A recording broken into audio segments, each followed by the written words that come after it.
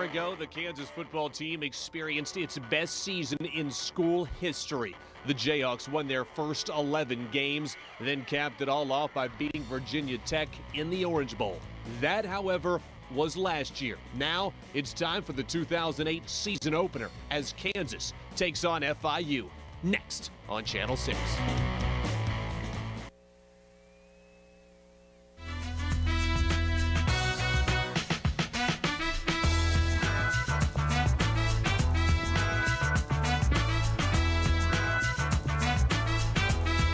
Good evening, everyone, and welcome to Memorial Stadium in Lawrence, Kansas. A beautiful evening to kick off the 2008 season. Thanks for joining us, everyone. I'm Kevin Romery. As usual, I'm joined by Chip Buddy. And Chip, the Jayhawks opened the season against Florida International. The last time we saw this team, it was winning an Orange Bowl championship. Much has changed. Expectations among those things. Well, expectations are high, not only from the fans, and you see from out there, huge turnout for tailgating today, fantastic day for football, but the expectations of the players are also very high. So they're coming out here expecting to play well also, and that's a big part of building a football program. You get players that want to win, that expect to win as well. Jayhawks open the season ranked in the top 15 nationally in a couple of different polls, but lose a couple of key figures. Who has to step into those slots? Well, I think the big question marks right now, at least in my mind, are the offensive tackle spots. You got Hatch, and you also have Spikes, two redshirt freshmen who are expected to fill in on the tackle spots. Now, the guard box is still the same, but, you know,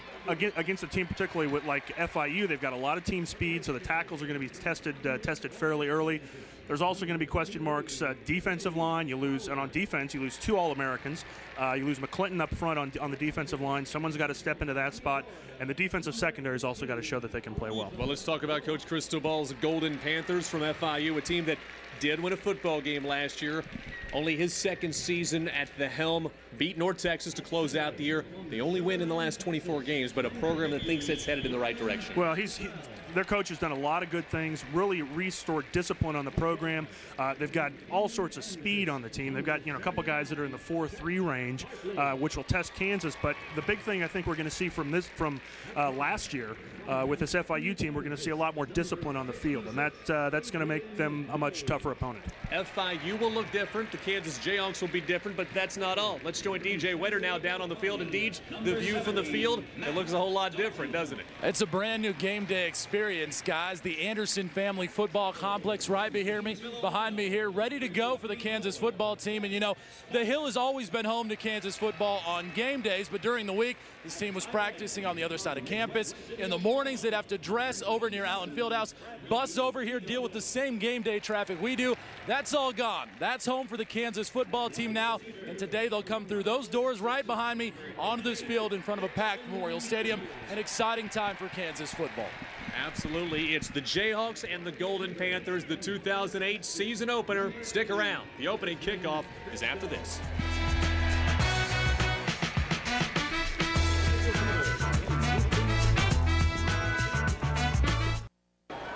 And back at Memorial Stadium, a look there at Todd Reesing as he prepares for his junior campaign. And Chip, it's amazing to see just what has changed with this Kansas football team over the last, say, 4 years.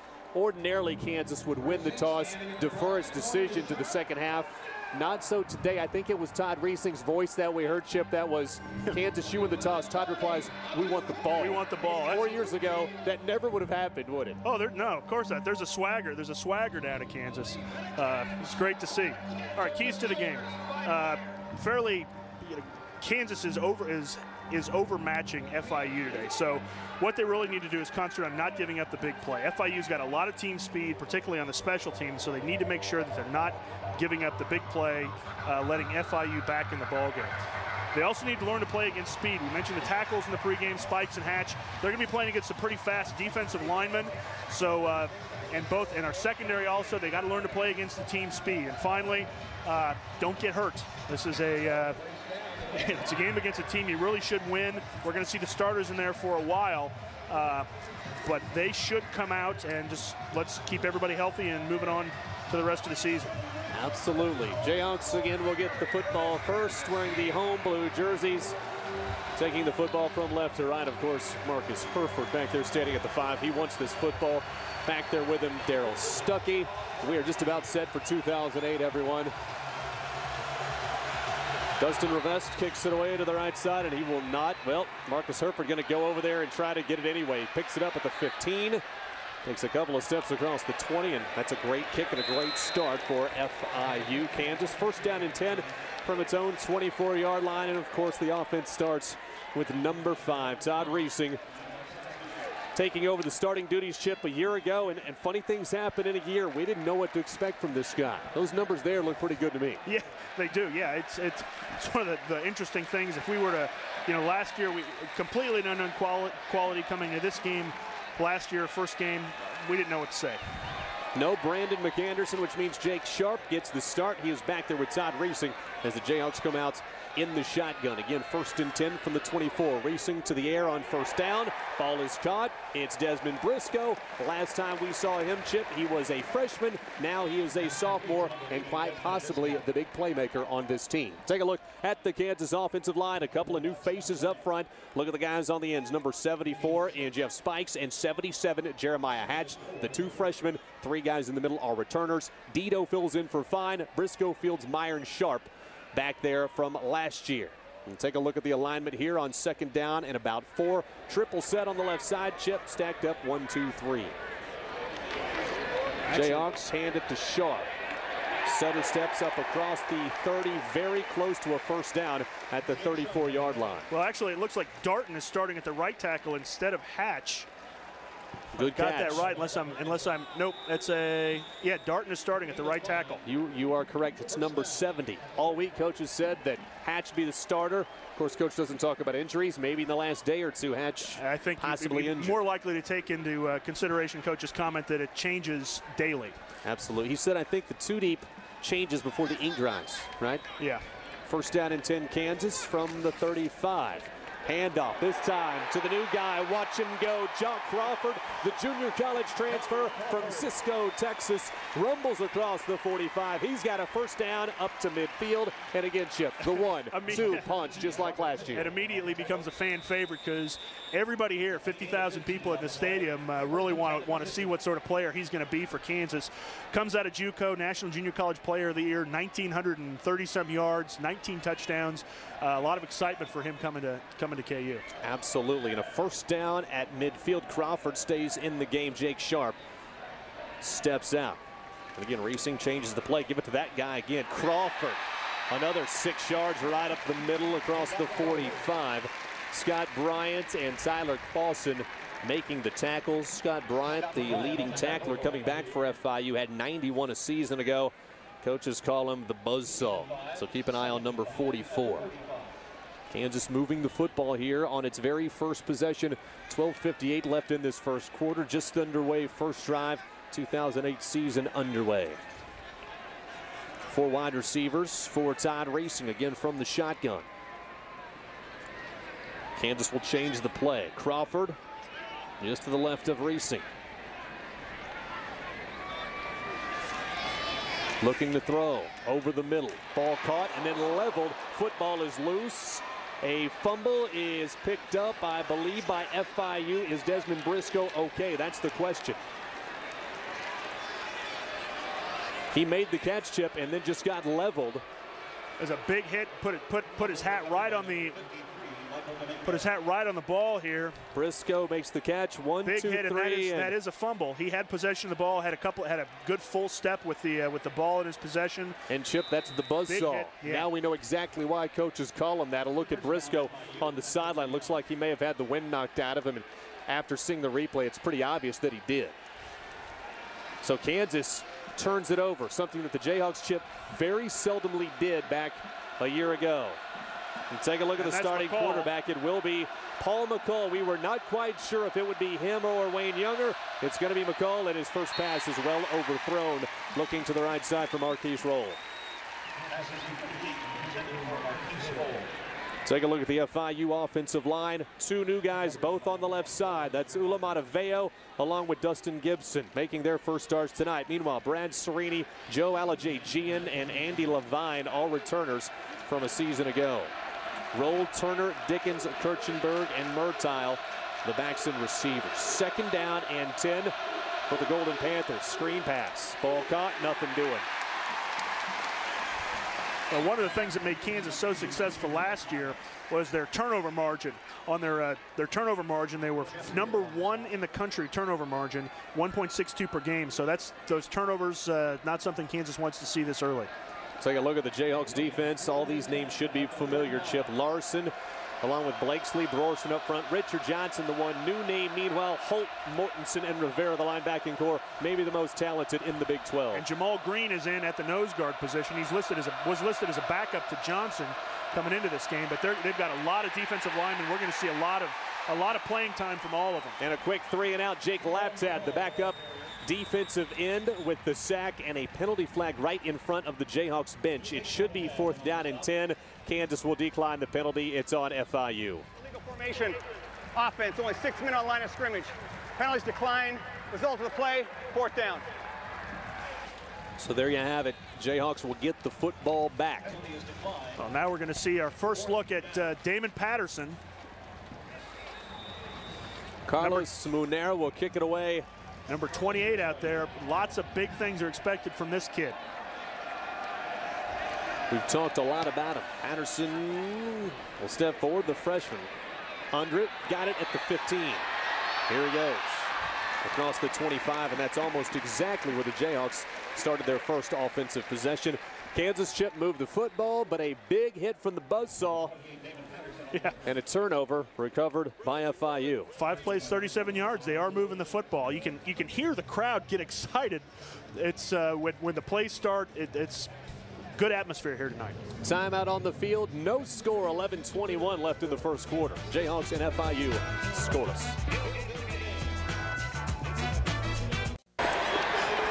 Second possession of the game for Kansas. This time both Jake Sharp and John Crawford in the backfield with Todd Reesing.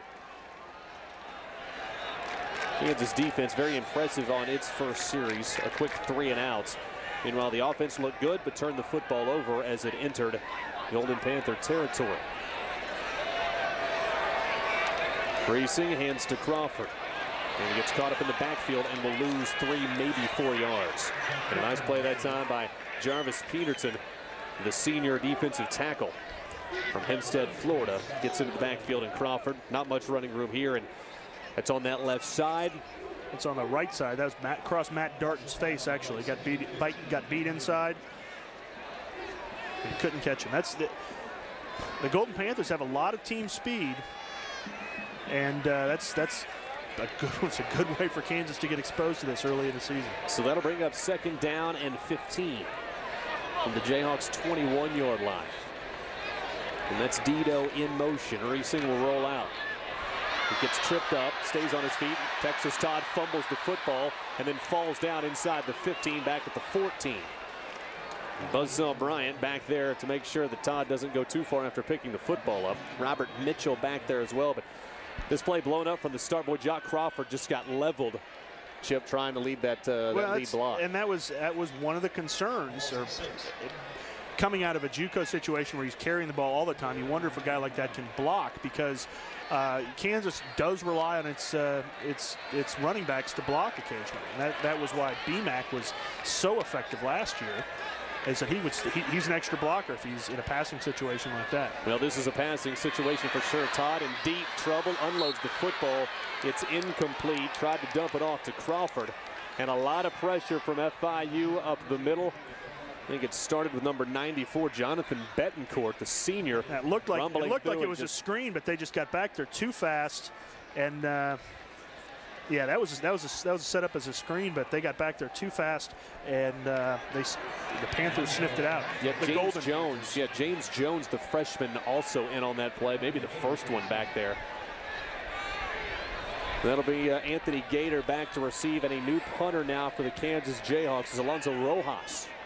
Gets away a decent one from inside the 5. Ball hits it midfield and will be down to right there by the Jayhawks. So FIU will take over in Jayhawk territory for its second possession. And Chip, after looking good on its first 5 or 6 plays, the Kansas offense sputters on its second series.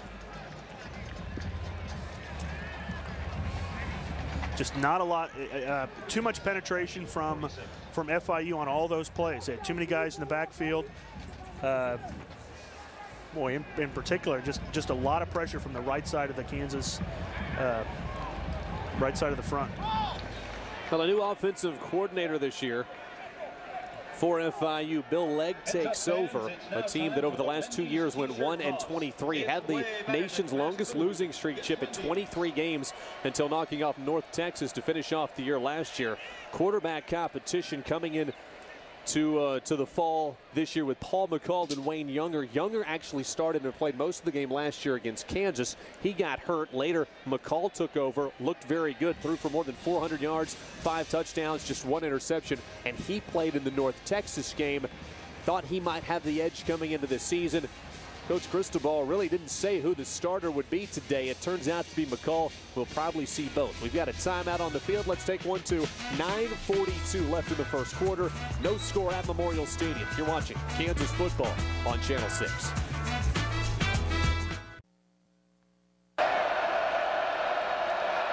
.42 left in this first quarter. No score at Memorial Stadium. FIU second possession and a quick handoff to Ahmad Ned, the senior from Miami, who ran for more than 500 yards a season ago. He picks up maybe 1. Russell Brorson makes the tackle for the Jayhawks. Good penetration by Mike Rivera. Just couldn't wrap up a little bit of an arm tackle there and couldn't bring him down. But fortunately had a lot of help and able to stop that for just 2 yards. Yep, Caleb Blakesley, number 94, and Richard Johnson, the freshman, both out there on the defensive line as we speak. Second down, Ned again straight forward. Mortensen grabs an ankle. Also went on the play, Russell Brorson again. So Ned gets up close to the 40-yard line. Will bring up third down at about 5.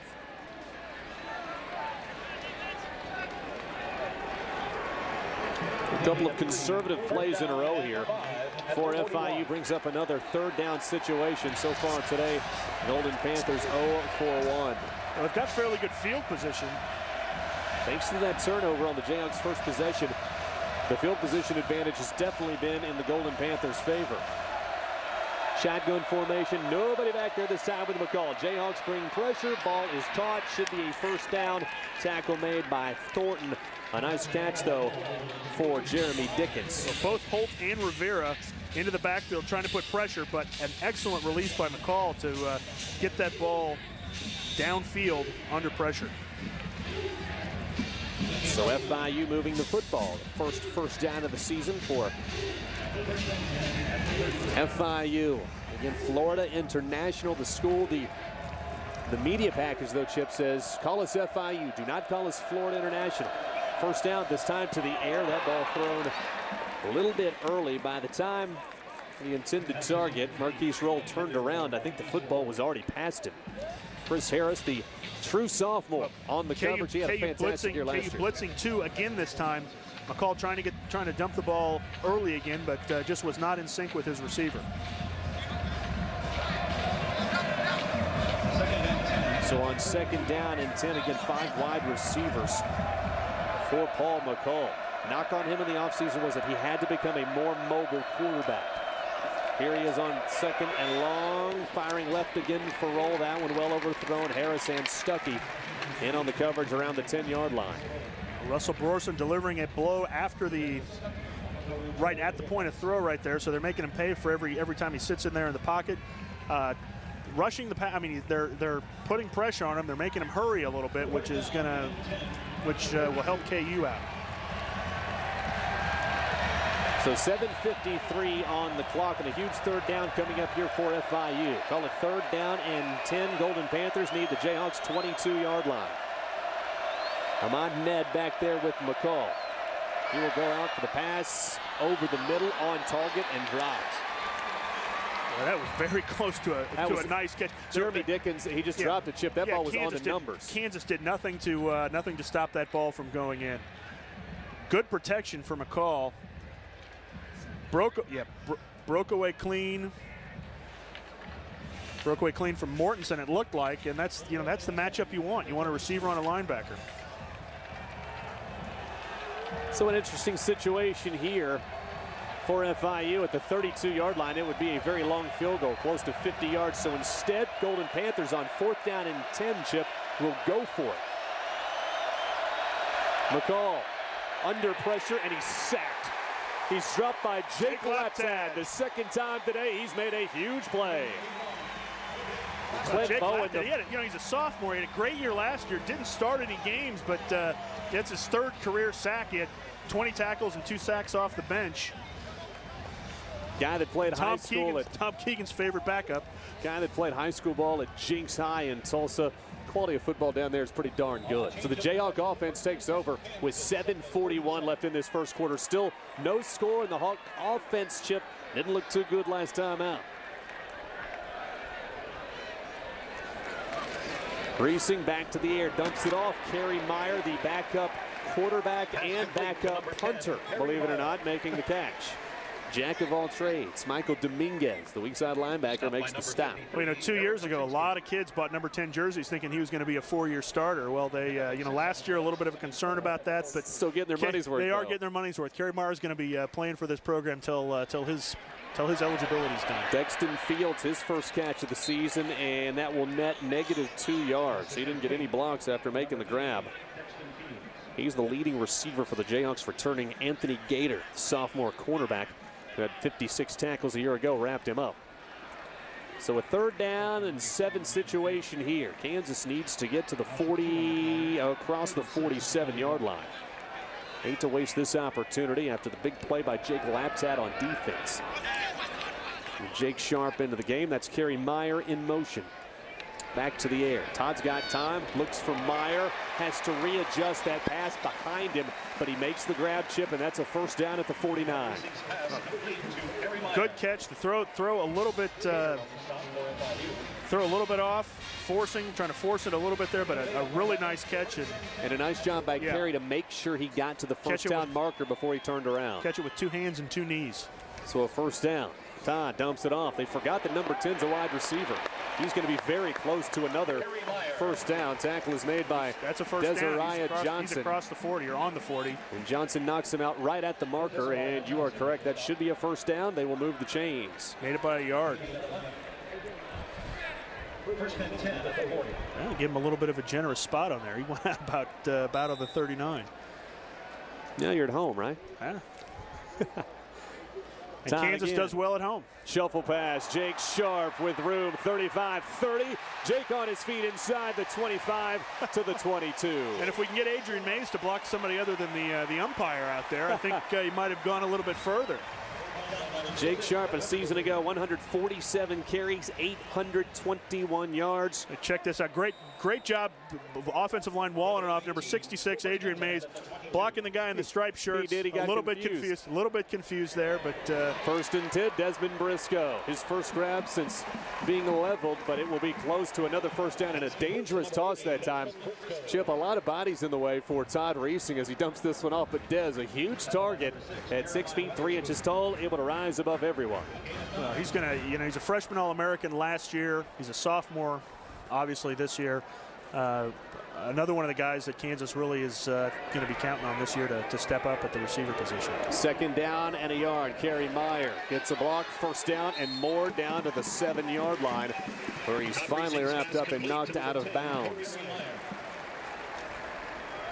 Robert Mitchell, the cornerback, again the senior, making the play for FIU. So wow, how about the offensive surge here from Kansas? Yeah. Jock Crawford now checking in. This is the 1st time we've seen him on this drive.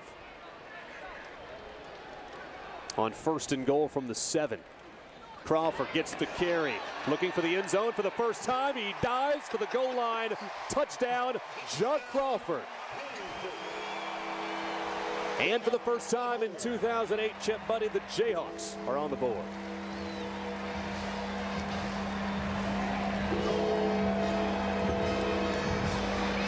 Great drive for Kansas. Also, just controlled the ball all the way down. Jayhawks take the lead.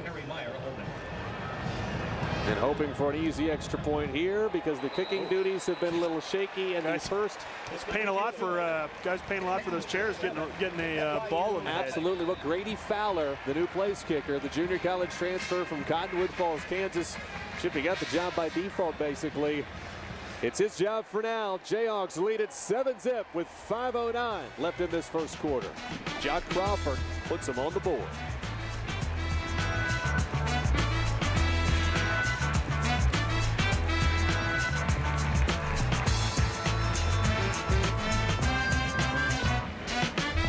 Touchdown run by Jock Crawford. Kansas replays on Channel 6, brought to you in part by Crown Chevrolet and Toyota. Come experience the Crown difference at Crown Chevrolet and Toyota, your hometown dealer. Also by Lawrence Memorial Hospital. Look no further. And by Dr. Galen Van Blaricum for the beautiful smile you've always dreamed of at 843-2636. Let's check in with DJ Wetter standing by on the sideline. DJ, heck of a drive for the Jayhawks. And how about Jock Crawford getting into the end zone for the very first time?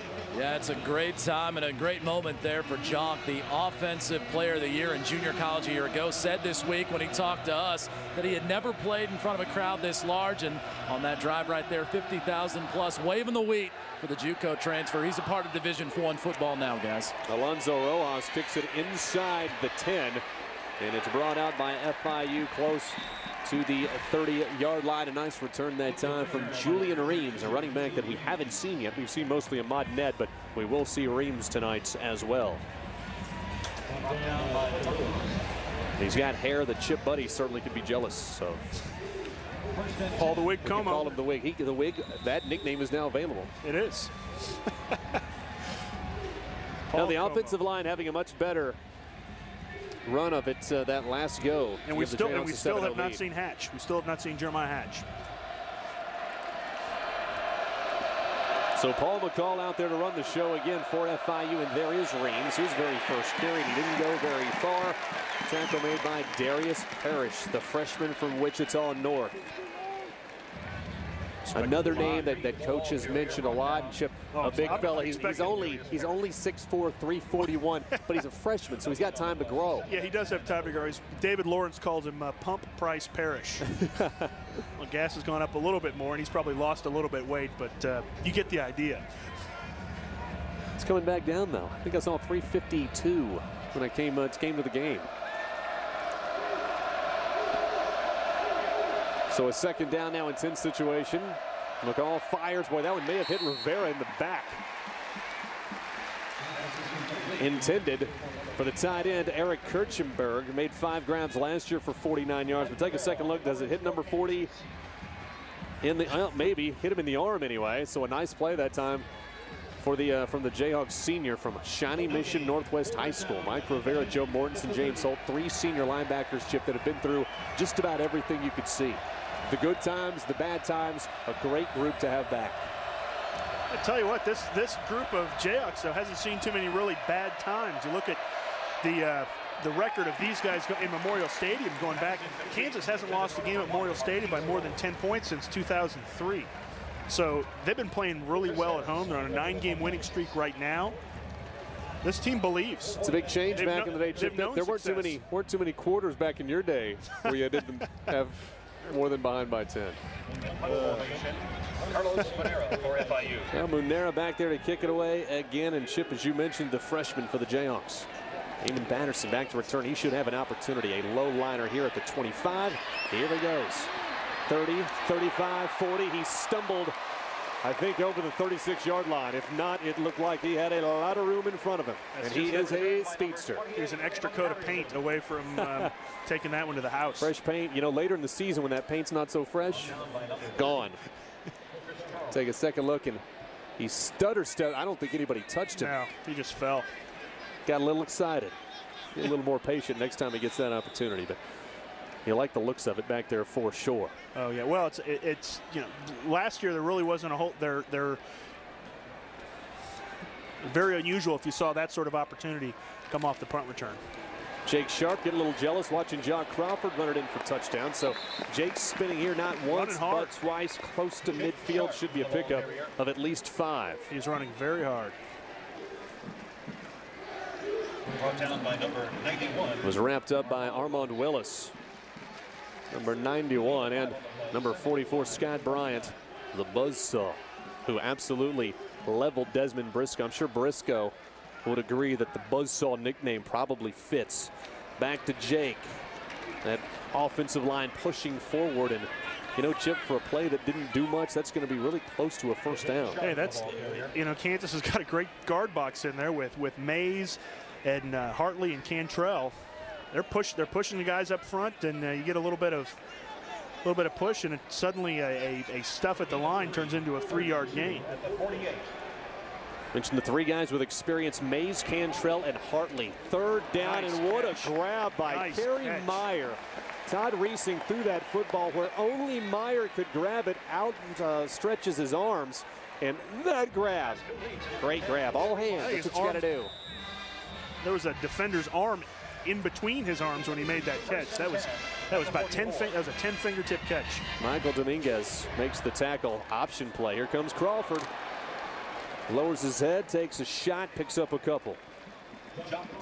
And Robert Mitchell losing his helmet as he makes the tackle. Michael Dominguez again in on that one as well, the junior from Miami. And almost all of the players on this FIU Chip team, guess where they're from? I'll give you one guess. Delaware. It is amazing that I don't know how you knew that, but All 90, the 90 players on the 90. roster from Delaware. they just recruited the entire high school population of Delaware. As you can imagine, you don't have to go far to recruit great players. And I think Kansas may have jumped off that. That's the freshman. And you expect that a little bit tonight. Coach Mangino probably won't be too happy about it. But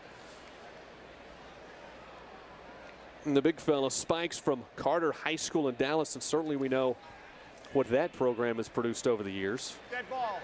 Offside defense, number 99. And how about that? 5-yard penalty, still second How down. about that, Chip Bunny? Not on the freshman. In fact, Jeff Spikes drawing the defense over.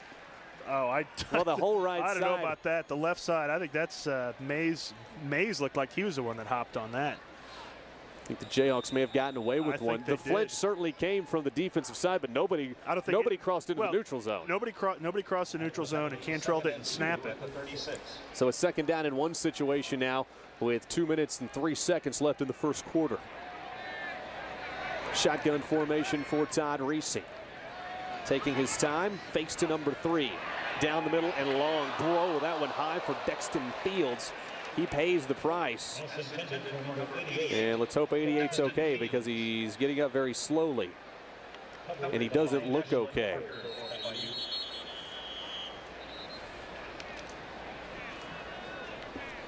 He got hit hard, upended. Take a look at this. Hopefully it's just some sort of a contusion, because the contact was right on his middle leg. I believe Robert Mitchell was the one who hit him, the senior cornerback. And what does that look like, Chip Buddy? That an ankle injury? It looks like it might be an ankle, might have been a shot on the ankle. Well, let's check in with DJ Wetter. Deej, you're on the field level. Dex is up, but he certainly does not look 100%. Yeah, guys, they're definitely looking at his left ankle, left foot area as they carry him off, and now putting no weight on that, as I'm sure you guys can see on video. You saw the flip he took there, came down right on that left side, and he never moved, guys. The defender tried to help him up. He knew right away it was an injury, stayed down, and does not look good right now as he continues to put very little weight on that left foot. No, and that's the Jayhawks' leading returning wide receiver. Well, he's putting more on it now. Look, hopefully it's just a contusion that or a sprain, just a big bruise. But Dex was And you can stretch it out. 68 catches a year ago for more than 800 yards and 6 touchdowns. That led all receivers. That was more catches than Marcus Henry had, although Henry had more yards. Well, he's a guy you want in there, 6'3". Crawford gets the coach first height. down. Nope. Crawford gets the first down to the 33. Tackled by Ashlyn Parker. And now John Crawford limps off the field. First and 10.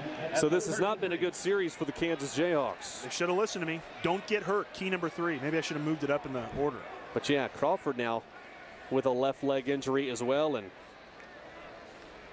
he does not look good. So 2 injured Jayhawks, both looks like left legs. And boy, Crawford looks like he's in some pain down there on the bench. And a fumble here. Nope, Jayhawks. It's a tipped ball. Ball was tipped in the air. Tipped ball. Ricky Booker had a chance at it. Defensive end.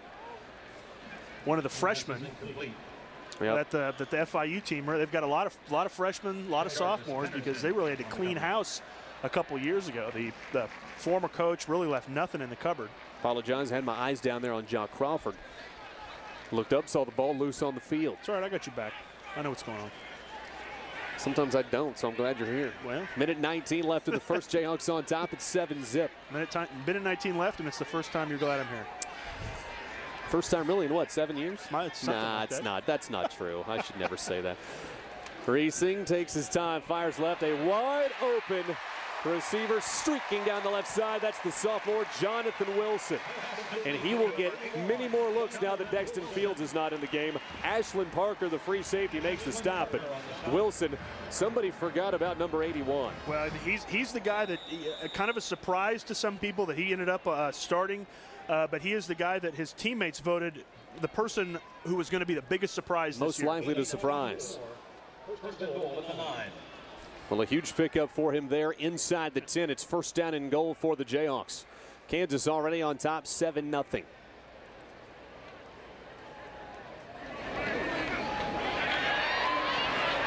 Handoff, just a couple of yards. Tackle made by Ashlyn Parker.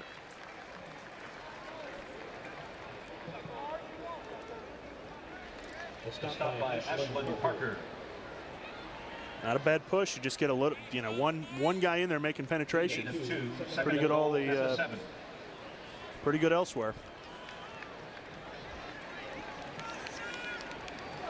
So the clock winding down. Dr. McGee taking a look at Crawford. Yeah, he's been busy so far. That's a bad thing. Second down and goal from the 7. Looks like Crawford looks like he's standing up now. He's walking it off. They'll give it to Jake Sharp. Inside the 5, down to the 3-yard line. So a third down and goal situation for KU. And hopefully that's good news to see Jock Crawford up and walking it off. Well, this is, this play shows a little bit of how much KU respects FIU's team speed. That's the end of the first quarter. Well, Dexton Fields walking around. Sharp may have had a chance to bounce it out there, but turned it up. Dex walking around on the track, took his shoe off. We'll keep an eye on him. First quarter is over. Jayhawks lead it by 7, and the Hawks are threatening to score again. Kansas football on Channel 6, brought to you in part by Jim Clark Motors, which has the Ram truck for all your pulling and hauling needs. That's Jim Clark Motors in Dodge Truck Country. And by New Physical Therapy, helping people help themselves. That's New Physical Therapy in Lawrence. Let's check in now with DJ Wetter standing down on the sideline. And DJ, Dex came off the field, looked like an injured ankle, and it appears that he just walked into the new football facility. Nice part about having the new complex is you can walk right across there, all the medical facilities right there for him. As he was walking off, putting a lot more weight on it, as I think both of you noted, he was also messing with the foot and kind of stretching it out to his left side. I don't know if Brian can get a shot on my foot, kind of doing this, Chip, and I think that shows you that definitely what you were talking about, whack that turf really hard and maybe trying to stretch it out. Looks like maybe a retape and maybe get him back out here for the second half. We'll keep our fingers crossed. Let's hope. How come they don't have a little golf cart to take him? I mean, I'm sure in this instance they're trying to stretch it out in the way a little bit on the walk back, but I'm surprised they don't have a cart to get some of the players back and forth. So a 7-0 game at the end of the first quarter. And Chip, let's take a look at some of the statistical categories in this game. Jayhawks in that first quarter with 137 total yards, just 10 for FIU, but of course the very costly turnover. And then the Jayhawks here about to punch it in again. Maybe. We'll see. A third down situation, we'll see. The question is, if it's fourth down, and this we don't have to guess now, but fourth down in this situation, do you kick the field goal, kind of an untried field goal, or you go for your chances better going for 6? Todd Reesing threw the football 14 times in that first quarter, on pace to throw 56 passes in this game. Third and goal. Reesing will throw it for the 15th time. First touchdown of the year, and it's to Desmond Briscoe. Touchdown, Kansas. A 3-yard strike from Todd Reesing to the sophomore, and the Jayhawks take a 13-0 lead. Looked simple. It does. They've made it look simple. Briscoe last year, almost 500 yards receiving and 7 touchdowns as a true freshman, including a dynamite game against the Nebraska Cornhuskers. We'll see if Grady Fowler looks any better on this extra point. Kerry Meyer will hold. On the way, That one looks good. Look good. Better altitude. Looks like Wasn't a laser beam over the crossbar. looks like he came here to kick. 2 for 2. Think he'll get an opportunity a lot this season. Take a second look from 3 yards out. Todd taking his time. Offensive line chip doing its job. And just really dumping it off to number 80. On Hatch fighting, Spikes fighting on the left side there. Getting a lot of pressure on a bull rush, but didn't get beat inside. Didn't give up the short path to the quarterback. Timeout on the field. Jayhawks 14, Golden Panthers nothing. You're watching Kansas football on Channel 6. Reams and Phillips back deep for FIU. Meanwhile, Alonzo Rojas will kick it away for the Jayhawks from the 30, and this time he'll get the benefit of the wind at his back. So Chip will see if he can get it to the end zone. We got so used to seeing Scott Webb just bomb one down there that we kind of forgot that really kicking was part of the game. This one, though, will be taken by Reams at the 10.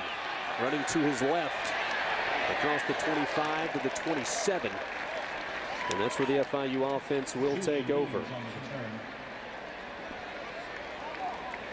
I think Angus Quigley, one of those in on the play for Kansas.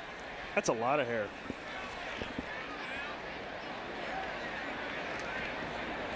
You're jealous. And that's all I got. That's all I have to say about that. It's a lot of hair. That's about 2 helmet sizes hair. We're all going to be jealous one day. Except for John Morris, who is helping us out with the stats today. He's got good hair. Meanwhile, McCall on first down. Here comes the pressure. Mortensen with the flyby. And then McCall just turns around and runs into a couple of defensive linemen for the Jayhawks. Both Jeff Wheeler among those, along with Caleb Blakesley. Well, both Mortensen and Rivera were in there. Kansas not being shy about bringing the linebackers. Something we've talked about earlier this week. If you've got a defensive front that you're confident with and a secondary you're confident with, you can use the linebackers to put pressure on the quarterback. Kansas does that. They don't rely on their defensive ends nearly as much as they rely on their linebackers to put pressure in the backfield. Chip, as I mentioned, 3 returning starters for FIU up front in Sereni, Alajian, and Levine. Mataveo and Gibson, the 2 newcomers, but last year this offensive line gave up 24 sacks, and this will go down basically as a sack. Ahmad Ned caught back at the 22. It looks like Blakesley again in on this play. Kansas running a little twist off the screen, so Burleson was able to get back there, put a little bit of pressure, but Blakesley over there. I think Caleb just fell down and then got his finger hooked in the jersey and just threw him on Ned to the ground. Well, Harper did a good job of covering the low pass. Kansas did an excellent job of covering that. So a 3rd down and 14 coming for FIU. Kansas defense has looked fantastic so far. Linebackers show blitz. It's a delay and another sack. The second one this series. McCall goes down. Laptad in there along with Green. Who else? You name it. I think Maxwell Onye-Boulay also there. And for you, a lot of pressure. Laptad, Onye-Boulay. You name it. So that possession nets FIU -7 yards. And keep in mind, a new offensive coordinator in this year, Bill Legg. This team also has a new strength and conditioning coach in Roderick Moore, a guy that came from Tennessee program and never had that before. Yeah, that's what surprised me. And it's all new offense, not even a new offensive coordinator. They're running the spread now for the first time. And here's Damon Patterson showing off his punt returning skills. FIU might have been better off going for it. He runs all the way down inside the first down marker, Chip Buddy, to the 35-yard line. Well, I tell you what, that's so nice for the offense. You know, you get a good punt returner back there with the defense that Kansas has, putting pressure on their offense. You can get a short field every time. So a 30-yard return for Damon Patterson, and the Jayhawk offense will set up 1st down and 10 at the 35-yard line of the Golden Panthers. Let's take a timeout. 12:39 left in this first half. Kansas already with 2 touchdowns on the board. Todd Reesing once more. Back at Memorial Stadium. And the tops do recline. The tops do retract. Absolutely. The new seating here on the south end of Memorial Stadium. Recliners in Memorial Stadium. Who would have thunk it? Meanwhile, Jock Crawford back in the game for Kansas, and that is a good sign. Desmond Briscoe at wide out along with Damon Patterson, who's now filling in for Dexton Fields. And also split out wide to the right side, Roderick Harris. Kansas, though, keeps it on the ground. And a little too much. He was trying to do a little too much stutter step there. He's a big kid. He's fast and powerful. Drop the shoulder. Trying to stutter step. No, don't do that. Just put your. Tell you what, though, Adrian Mays just made the best tackle of the game. Wow. Fortunately, knocked down Jock Crawford after a pickup of 5. You don't stutter step when you got A. Mays coming at you. Crawford now 6 carries, Get in front of him. 6 carries for 28 yards to go along with that touchdown. Meanwhile, Jake Sharp also now with 5 carries. So these two guys getting equal carries. Sharp has a first down. He cuts it back inside down to the 23.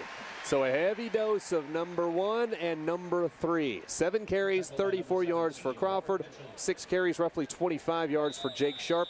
Both averaging close to 5 yards a carry. A gain of 7 on the play. First and 10 at the 23.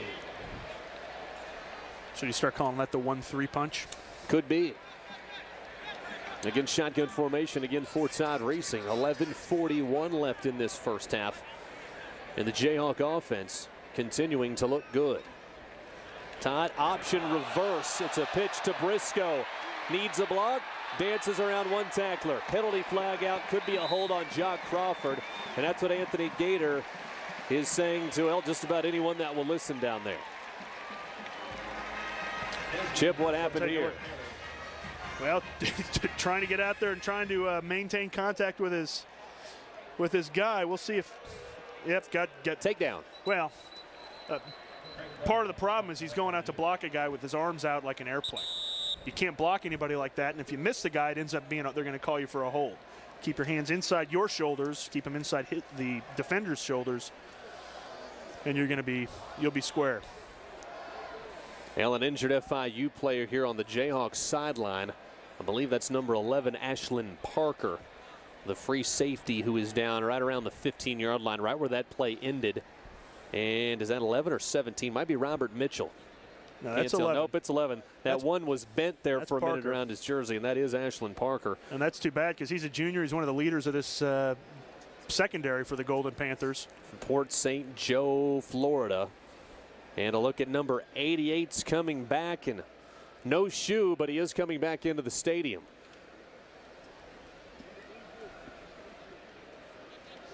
So we'll see if Dexton Fields checks back into the game as the staff there takes a look at Parker. Take a second look at it and see if we can see where the injury occurred. Good news is it looks like Parker under his own power heading back to the FIU sideline.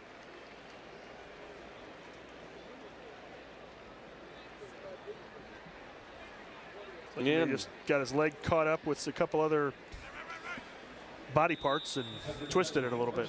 So after the holding penalty on John Crawford, a first down now and 15 for the Jayhawk offense back at the 27. Kansas needs to get inside its own 15 for a first down. 11-12 left in this first half. Jayhawks on top. It's 14-0. Todd Racing looking over the middle, pulls it back, now fires left side, and he's got his big tight end. That's Bradley Dido, and that's the first catch of Bradley's career of a pass intended for him. He caught one last year, but it was a ricochet that he caught. This one intended for big number 87. And who did he catch it against last year? Was that FIU? Yes, it was in game number 4. How about that? Got 2 total receptions, and they're all against the Golden Panthers. They should cover that guy. He's got it in for the Golden Panthers.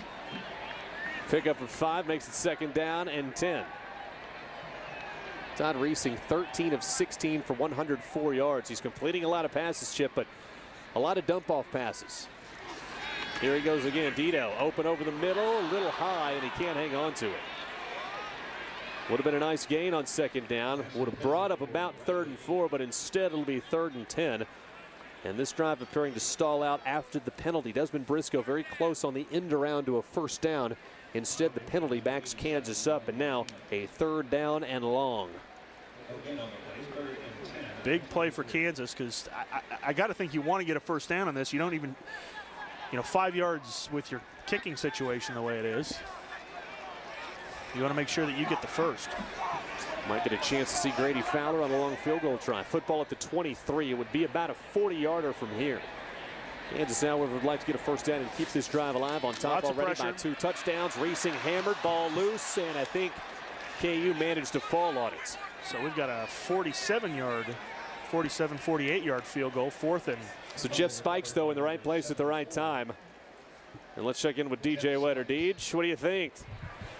Interesting offense so far for the Kansas Jayhawks, guys. Todd Reesing, from what I can see from down here, I don't know if you're able to see it from up there, floating a lot of passes early on, and seems like he's put his wide receivers, as we've seen already, decks go down early in some precarious positions. You remember Briscoe fumbled on that play as well, so instead we'll get the field goal try here as Reesing tries to maybe settle things down here late in the first half. Yep, and it's Alonzo Rojas who will give it a go from 47 yards. It is on the way. It is long enough. Is it straight enough? You betcha. Well, kicking problem. What's the kicking problem here? Give it to Alonzo Rojas. Hey, everybody in the stadium's holding their breath because they realize what some of the difficulties that Kansas has had in the kicking game, but he just drops nice. a 7-iron out to the right side with a small draw right down the pipe. Boom goes the dynamite. Just like John Morris would do it at Eagle Bend.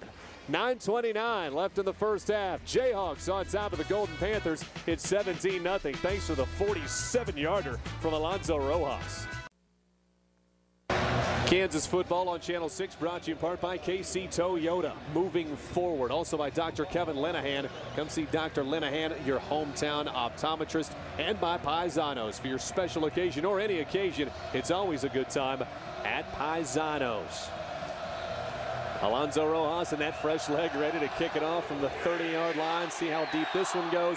Back deep to receive. That's Julian Reams from the 5. Runs into his own blocker, and he's down at the 23. So Kansas chip on top, 17-0 with a turnover. Take a look at some of the total numbers here. Kansas with 155 yards on 33 plays. FIU, 16 plays, just 3 yards. Not so good. Unless you're a Kansas fan. Well, and so far, the defense, though, has been as advertised. Strange that you would accuse me of being a Kansas fan. Never. 9 returning starters on the defensive side of the football. And Kendrick Harper, a guy that was penciled in to be a starter last year, one of the guys that fills in. Really only one new guy out there. Yeah. Speaking of new guys, Parrish is on the tackle spot up front. And the Paul McCall experiment as starter, at least, is done for now. Wayne Younger, the guy that started against Kansas last year, taking his first snaps now of 2008. Ball start. Offense, number 51, 5-yard penalty, still first down. We expected to see both quarterbacks as Ulamata Veo jumps offside, so not a great start here for Wayne Younger. 121 for 265 last year, more than 1,300 yards passing, 9 touchdowns, but 17 interceptions. He was 16 of 33 for 133 yards against Kansas last year, but he missed spring ball with a broken right collarbone. He hurt that shoulder last year against Florida Atlantic University. Wasn't ready for the snap. And that's when Paul McCall got the opportunity. And luckily, Julian Reams. Watch this. He was buckling his chin strap when the ball was snapped back there. He's lucky that didn't. If we have that from the beginning, we're going to see that he was not. I guess not, but he was not ready for that ball to be snapped. Russell Brorson, the first to meet him, and then Caleb Blakesley. He's been big tonight. He's big every day. Yes, you can't try to be that big. Tell me how 6'5", 300 pounds. You just are. Yeah, you just are. So a second down now in 15 situation, and again the FIU offense going backwards. Fake to Reams, Younger to throw. Plenty of time. Staying in the pocket. Is confused, needs help, unloads it, kinda. That ball slipped out of his hand as he tried to throw it downfield. 5 Jayhawks chip in pursuit. James Holt leading the charge. Parrish was right. Parrish is right there too. He pursued clear to the end. Good job of getting off his blocker. And the offensive line for FIU doing a great job on this play. Yeah. He had plenty of time to throw the football. You just got to make a decision earlier. Well, and that's a coverage or a decision issue. So 3rd down and 15. The Kansas defense hasn't given up much. 4 yards in 17 plays. 3rd and long. Younger will run. He's the mobile of the two quarterbacks. Can he run far enough? Mike Rivera wraps him up at the 28-yard line, and that'll bring up 4th down and 5. Kendrick Harper in there to help. Rivera and Harper teaming up on that tackle.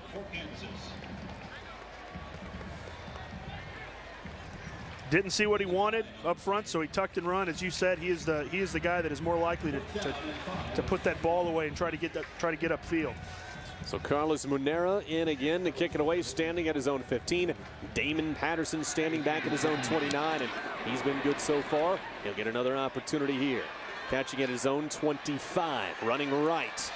The wall is set up. Damon Patterson across midfield. Watch him go. The 30, the 25, 20. Damon Patterson, touchdown, Kansas. No flags on the field. A 75-yard punt return, and the kid takes it all the way. You could see the wall as soon as he caught the ball. There was no way that FIU was going to have a shot on this guy. He was at least going to get inside the 15-yard. Probably not going to see, well, you probably will see a little bit from this angle, but nothing but blue jerseys after this. A little bit of trash down here, but he's able to use his blockers. The Ronaldo Nehemiah. Couple of nice blocks downfield. Yeah. Fowler in for his 3rd extra point. Everybody's got to do something to make it work on punt return. Meyer gets it down. That extra point looked good too. Jayhawks blown this thing open, Chip Buddy. It's 24-0 with 7:41 left in the second quarter. The Jayhawks have done it offensively. The Jayhawks have done it defensively, and now Kansas capitalizes on special teams. Guys, great job staying in front. When you're downfield after about 10 yards on the punt return, all you need to do is stay in front of the guy that you're supposed to be blocking. Kansas, a great job of walling off the coverage team. Well, good news, bad news. The good news, at least for Kansas, is the guy, or for FIU, the guy that almost made the tackle was Ashlyn Parker. Bad news is that's the guy that got hurdled by Damon Patterson. He's back in the game, but he didn't make the tackle. And the Jayhawks lead it 24-0. It's hard to make your tackle when you're on your bottom looking the other way. So Damon Patterson with a couple of impressive returns, and then he adds this to it. Let's take a timeout. 7:41 left in the second quarter as the fans here at Memorial Stadium watch the replay on the big screen. Kansas rolling again. Looks like 2007 all over again. You're watching Kansas football on Channel 6.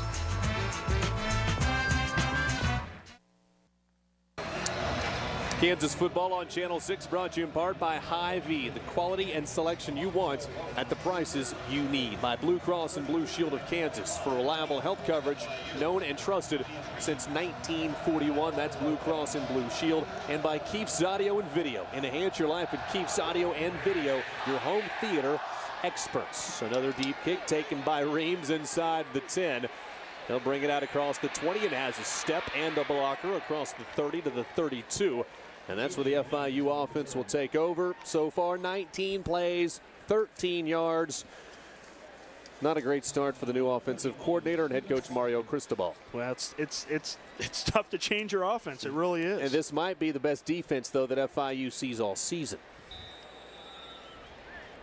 Well, that was that punt return that we saw there was the last time Kansas had a punt return for a touchdown was last year versus Central Michigan. It was Raymond Pendleton. Remember how that one ended? 77 yards. Remember how that one ended? He dove into the end zone. Oh, that's right. Things were not good at the end of that. That's right. That's right. That's the YouTube classic. Meanwhile, Ahmad Ned running to his right. He'll pick up 8 yards, and that, I think, Chip, is the biggest offensive play of the night for the Golden Panthers. Kendrick Harper made the tackle for Kansas. Gain of 8 on the play, 2nd and 2 at the 40. So a gain of 8 will make it 2nd down and 2. Ahmad Ned now 3 carries, 13 yards on the night. The kid that ran for more than 500 last year, he and Reams get a lot of carries this year. This is Ned looking for the 1st down, and I think he might have gotten it. I believe that's the 2nd 1st down of the game for the Golden Panthers. Try to settle Wayne Younger down just a little bit. He had a rough first series. all the series were rough for Paul McCall. First and 10 at the 45. Well, Kansas is not being shy about putting pressure. They're blitzing the linebacker or two just about every play. Rivera and Mortensen are putting a lot of pressure on there. Harper on the corner blitz that time, and he got in on that tackle. Ahmad Ned ran the other way, unfortunately for Harper, but a pickup of 3 will make it 2nd down and 7. Number 24, Kendrick Harper, in on the tackle for Kansas. And again, officially Kendrick Harper, I think, gets credit for that. He came from the opposite side. Keep an eye on 24 if you see him fly by here. There he is. Come in on the left side. There he is. I think he got some help from Maxwell Onyebule, who may have gotten his hands on him first. Well, if you have some speed, you're coming back and the back slows down, there's nobody that's going to pick you up from behind. Again, back to the ground. 4 straight running plays across midfield, and the Golden Panthers get into Kansas territory at the 49. And that'll bring up a 3rd down and short 4. I think Darius Parrish is the one who made the tackle for Kansas. Again, the freshman making the play of the Kansas crowd here, wanting another stop from its defense. Well, FIU only 1 for 6 in 3rd down conversions tonight. Kansas won this game last year 55-3. Jayhawks well on their way to a similar score. The defense would love to get a shutout tonight. Here comes Rivera. A nice job that time by Younger to avoid the rush, stay on his feet. He picked up a yard maybe, but it's not enough for a 1st down. Boy, almost a game-ending hit right there. Nice block. Wait, it was a very that was Ahmad Ned, the tailback. What a great block by him. Very good job picking him up. That's one of those where later tonight, Wayne Younger should buy him dinner. Little something after the game maybe, because he, as you mentioned, may have just saved Wayne's life because Rivera was coming in a hurry. Look who's standing back there at the 10. Think they'll kick it to him? He's going to fair catch this one all the way up at the 20-yard line. Wayne to run a long way to get there, but he did a nice job. And a good decision. And you know, after you do what he just did, it's hard to do that because you want to take another one back. Is it? Patience. I have Didn't you return some kicks back in the day at Lawrence High? Yeah, they tried me out on that. That is a drill that I never want to see. I would actually, maybe I would. Kidding me? Obviously. If I can fair catch what I'm. So Todd Reese in the offense back out there. 4:40 to go. Jayhawks taking over on their own 22-yard line. Jake Sharp out there with Desmond Briscoe, Jonathan Wilson, and Damon Patterson. Todd back to throw. Another dump off to Dido. Just a few yards, but the accuracy so far has been fantastic from Todd Reesing. 14 of 18 now, but Chippy's barely thrown for 100 yards. Well, they're all the little 5-yard dumps over the middle. But hey, you know, it's working, 4 yards a pop. It's defense is playing well. The offense is moving the ball. Special teams has had a moment. 2 moments. 47-yarder from Alonzo Rojas as well. Oh, fair enough, fair enough. Don't sell the kicker short, Chip, buddy, just because you were a big, powerful lineman. So a 2nd down and 6 situation here for Jake Sharp. On a weak team. And he's caught behind the line of scrimmage. Tackle made by Quentin Newman, the defensive end. And by number 10, I believe that is Dido, Jonathan Jackson. Just got across the defender, got across Dido's face. Beat him inside, and that's with that penetration. It's tough to move upfield with carrying the football. So a 3rd down and 7 for Todd Reesing. Not sure the Jayhawks have any plays that go from under center. When was the last time we saw a Jayhawk quarterback take a snap from under center? Maybe on a QB sneak. Reesing unloads it high. Boy, that one floated on him immediately, intended for Desmond Briscoe. But that'll be a quick 3 and out, and Todd Reesing looks a little bit frustrated with himself.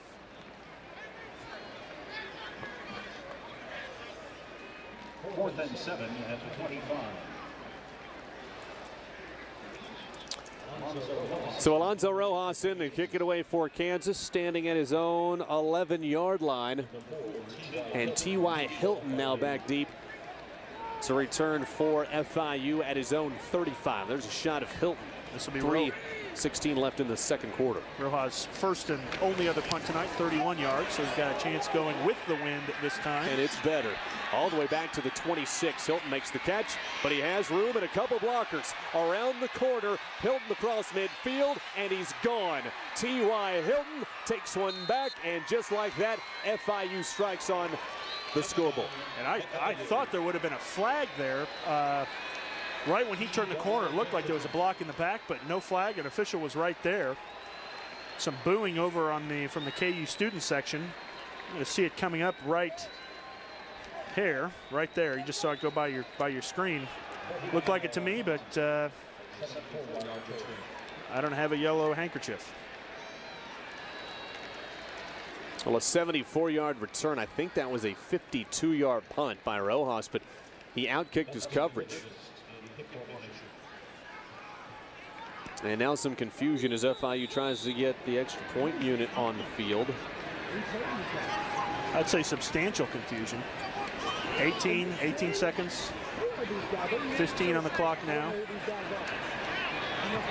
And so Dustin, the long snapper forgot to come out. He got excited, didn't he? And the extra point is up and good. So Florida International able to put one on the board. Offense has generated only 31 yards on the night, but special teams delivering a 75-yard kick return thanks to T.Y. Hilton, a freshman from Miami. He's a burner. He's a small guy, but he's a burner. And just like that, it's 24-7. Don't you, buddy? We had just talked about how great the special teams had been so far tonight, so but a breakdown here. A net +1, I guess, on the special teams? +3 points, I guess. But I see where you're going. +1 play. Yeah. Now let's check in with DJ Wetter. And DJ, we had talked before the game a little bit. A couple of rules changes this year in college football. Yeah, a couple of things to look out for, guys. First of all, you go back to that first offensive possession for Kansas, and the student kind of wanted Mark Mangino to look for an official review. Don't forget the coaches now have a review this year. They can throw Hanky out there. They get one. If that one is overturned, they get an extra one. Probably a good decision by coach not to do it there. The review can also still come up from the booth. Secondly, all those kicking changes a year ago where the clock would roll, those are gone. Instead, it's a 40-second play clock now off of dead ball situations. That means they'll spot it much quicker. And watching the games today, games have moved a little faster throughout the nation. 2:59 left in the first half. We've played for what, about an hour and 15 minutes, and only 2:59 left in this first half, so a pretty quick half so far. Marcus Surford standing at his own 8. See if he gets an opportunity here. He's going to have to run a long way to get to it. Bangs off his knee, horrible hop, and now he's in trouble. Inside the 10, down at the 6-yard line, and it's amazing how momentum changes in a football game. Right now, not in favor of the Kansas Jayhawks. We've got a flag down to 40, maybe offsides on FIU. Coverage may have outrun the kick for the Golden Panthers. Well, if you start running at the 50, no wonder they got down there and got him so fast, right? Offside, kicking team number 25. And you can bet Kansas is going to make him re-kick it. Marcus Herford will be real happy because his return average would have taken a mega hit off of that one. A guy that was an All-American last year on special teams. I think number 2 in the nation in kickoff return yardage average. Then he'll get another opportunity here, but again, he had to run a long way to get to that one. Darryl Stuckey also back there with him, but kind of like last year, Brandon McAnderson was back there with him quite a bit, Chip, but I don't remember Brandon returning too many kicks. No. This one is designed to get Marcus Herford the football. Yeah, unless the ball's kicked to the west sideline, which is the one that is closest to us and to the camera. Yeah, Stuckey's not going to pick it up.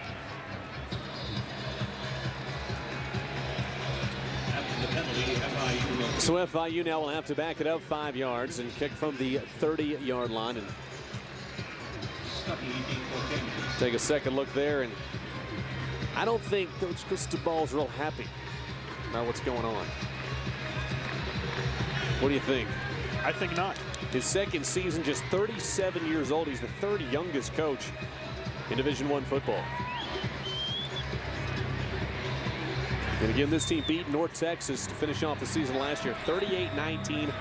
Only win of the season, but it snapped a 23-game losing streak. This Kansas team ranked now in the top 20 is the highest-ranked team that FIU has ever played. That one almost bounces over the head of Herford, but he grabs it. He really doesn't have much room to run. That's surprising given given that they play in Florida, but playing in the Sun Belt Conference, North Texas in that one, along with Arkansas State, Florida Atlantic. Now that Florida Atlantic team went to a bowl game last year. See if the Kansas offense can put more points on the board before the halftime break. 2:48 to go. Jayhawks need to go 65 yards. Kansas has amassed 158 yards on offense. Todd Reesing looking downfield about 5 yards to Desmond Briscoe before he's punched out of bounds. Robert Mitchell knocked him out of play right there. That'll bring up second down and about 4. Coverage by Robert Mitchell. 8 of 6 on the play, second and 4. So another completion from Todd Reesing. He's thrown a lot of passes in this game. most of them in the 5 to 6 yard range. Jaw Crawford in the game. He's out in the flat. He's open momentarily. Instead, Todd Reesing almost changed his mind, decided to dump it off to number 3, but he was well covered at the 45. Let's check in with DJ. And DJ, you forget a rule on us? Yeah, one more rule change to mention, and it comes into effect right now. Clock at 2:23 left in the second quarter. Now, you saw in that previous play with the reception, player went out of bounds, the clock stopped, but once the ball is set, the clock starts again. That happens down to 2 minutes. After that, you run out of bounds. The clock will stop until the ball is snapped, and on an incomplete pass, as always, the clock stops. I tell you what, it's going to make games a lot shorter in Lubbock. Yeah, absolutely right. Guys running out of bounds all the time there. Todd putting some touch on it. Nice Fantastic catch. grab across midfield, and it's the star of the night, Damon Patterson, making the grab at the 46-yard line. Damon Patterson from Todd Reesing. He's just a freshman from Mesquite, Texas, but he's making some big plays. You can see why the coaching staff likes him, and look at that. He caught the backside chip of the football. Backside pulled it down where where the officials couldn't see that it fell out. And it's Parker down again, number 11. We saw him down earlier this game, and I've got to think that if he goes out now, it's going to be it. And take a second look. Damon grabs the second half of the football. Little help from the helmet, little help from his knee, little help from the turf. And a little help for Todd Reesing. That's the kind of grab, though, that gets you more playing time. Yeah. Well, there are several people that think that he is going to be the breakout player of the year, and I think we've seen a couple of reasons why that may be true. And again, bad news here is Ashlyn Parker down for the second time. Got to believe it's related to the first injury, which happened at this end of the field as well. 2:17 left in this first half. Kansas is on top 24-7. Jayhawks with a first down and 10 at the FIU 45-yard line. And Todd Reesing on the day, 16 of 22, Chip Buddy, but only 128 yards. Has been sacked once, has thrown one touchdown. And Kansas with one turnover, too. On a drive that looked like it would produce points. Could have been worse, but that is the one turnover. The Jayhawks haven't created any turnovers either. Let's see if DJ can get a better look from down on the sideline. Guys, they're working on his left knee, right on the backside of the knee there. And once again, it was Damon Patterson that was involved on a great play that kind of, well, Parker was on the wrong end there. You remember the punt return where he got leaped over and hurdled, now down for the second time after that great grab by Patterson. Head coach Mark Mangino out there on the field as they take a look. In situations like this, particularly a team that travels from so far away, Kansas obviously will offer all of its resources here. The football facility, the Anderson Sports Complex, also great for visiting teams because they could take advantage of some of the facilities that are available, the X-ray, things like that, to make sure that their players aren't aren't in need of serious attention. Yeah. And that's what it sounds like they're going to do. What a great night for football, huh? I mean, Chip, you've mentioned it on several occasions. Is there an empty seat in this place? We're talking about the season opener against a team that is ranked, I think, 118 out of 119. We're not talking about a big-time opponent. This is not Kansas State. This is not Nebraska. This is a non-con FIU team, and there's not an empty seat in the house. And it's all full of Kansas fans. Normally, when you see some of the games later in the season, traditionally at Kansas, there's 6,000 people that are from the opposing team. Here you've got a very small contingent up from Florida, from FIU. It's all Kansas fans. They were in here earlier than I'd ever seen. I mean, the stadium was 10 minutes left to go in the game, and it was just about full. Full now. And get a shot there of the new practice fields for this Kansas football team. An old, what was that originally over there, Chip? Weren't there tennis courts back there at one time? Parking, and the parking lot. There were some tennis courts originally, many years ago. That they took out and basically used for game day operations and the family fun fest. Hill just beautiful tonight. And it was parking lots. And this is not a good sign here. No. Yeah, this is, that's what I talked about earlier. They've got something to cart him off, and he'll be taken care of over at the Kansas facility. They'll offer the full use of it to the FIU trainers and medical staff. Coach Mangino giving Parker a nice tap on the helmet. Could be similar to the Dexton Field situation. Same type of play. Two guys jumping for the football, and unfortunately Ashlyn Parker comes down wrong on his ankle or his knee.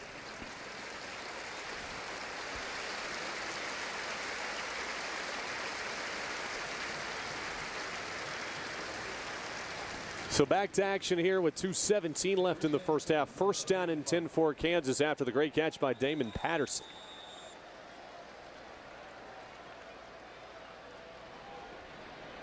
And that 14-yard grab, the first of his career. Todd finding Kerry Meyer. Another short gain, and then Kerry gets shoved into one of the about hit Fernando. Yeah. About hit Bro. Stay out of the way, Bro.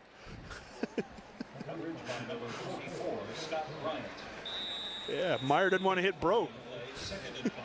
And another catch for Kerry Meyer. Bro's got 2 watches on.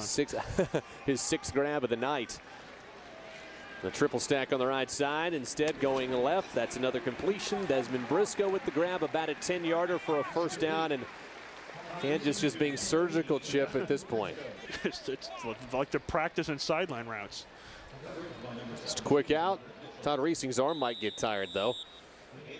This is about as far as he's thrown tonight in a single series.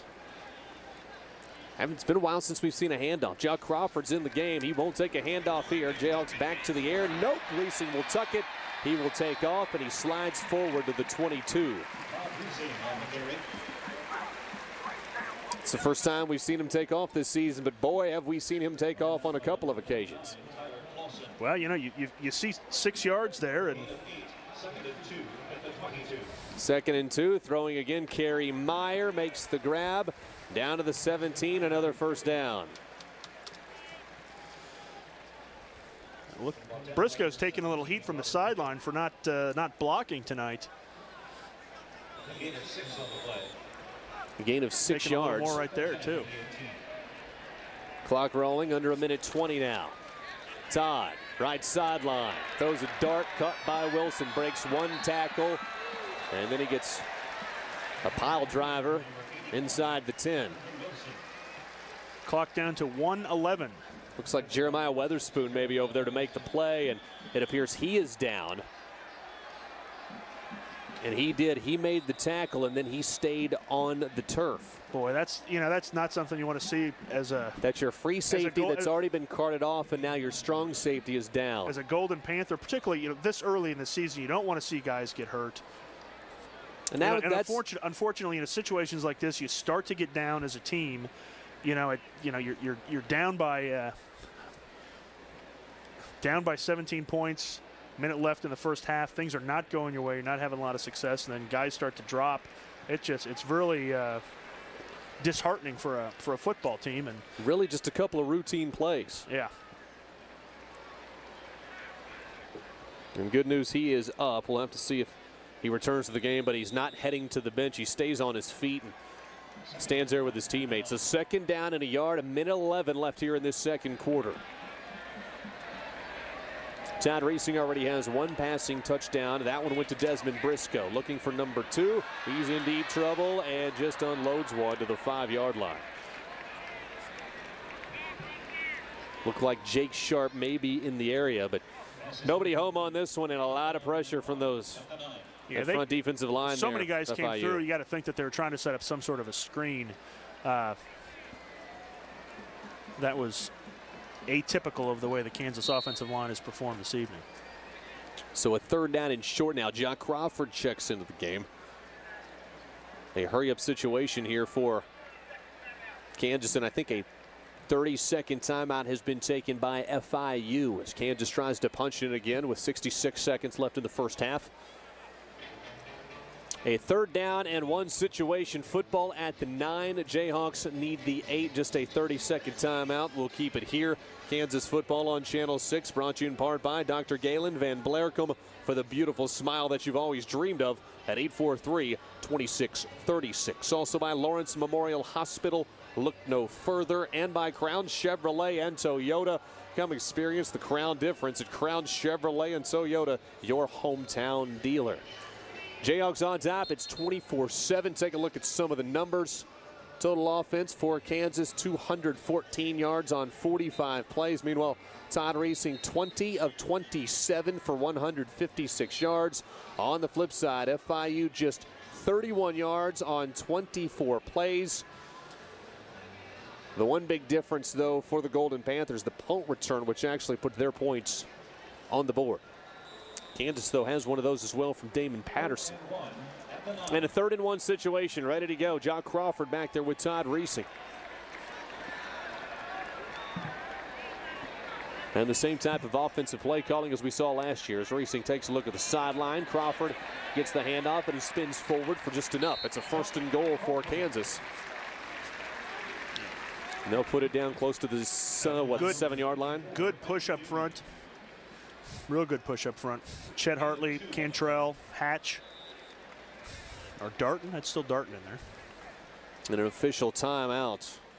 Might they measure this one? It looks like it's enough from here for a 1st down. And finally, they're going to bring the chains out.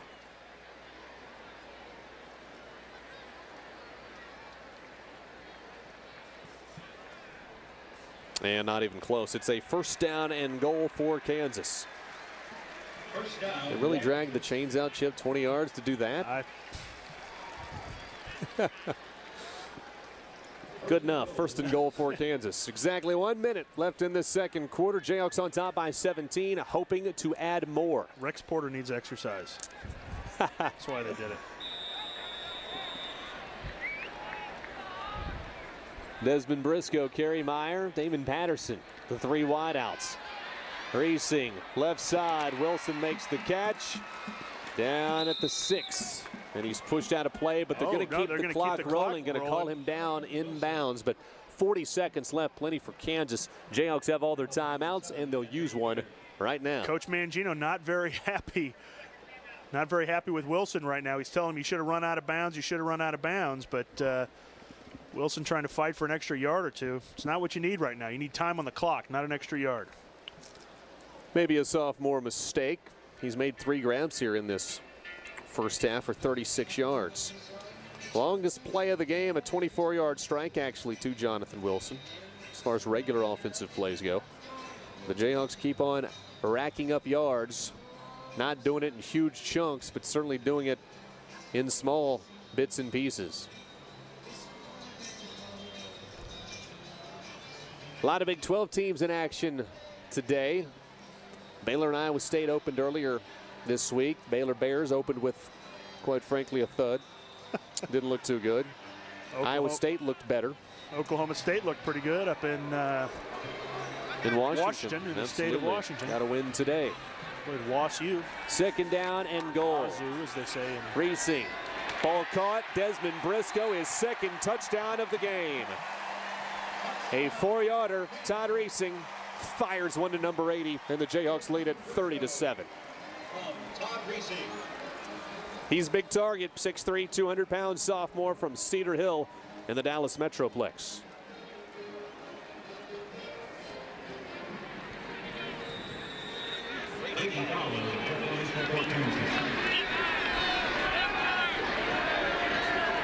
Briscoe now 7 catches, 44 yards, and 2 touchdowns. Fowler, extra point, bobbled momentarily by Meyer, and that may have caused the miss. Meyer made the catch, got it up, but was not a clean catch and set down. And the extra point's no good, so the score remains 30-7, and obviously the Jayhawks going to have some work to do in the kicking game. And Briscoe fighting and gets into the end zone. So another touchdown pass for Todd Reesing. 22 of 29 for 163 yards and 2 touchdowns. Not a bad first half for the season. Nope, at this pace he'll throw 44 passes, or complete 44 passes of 58 for a little more than 320 yards with 4 scores. It's a pretty good start, I'd say. And again, Dexton Fields on the sideline, but we did not see him in the game on that last series.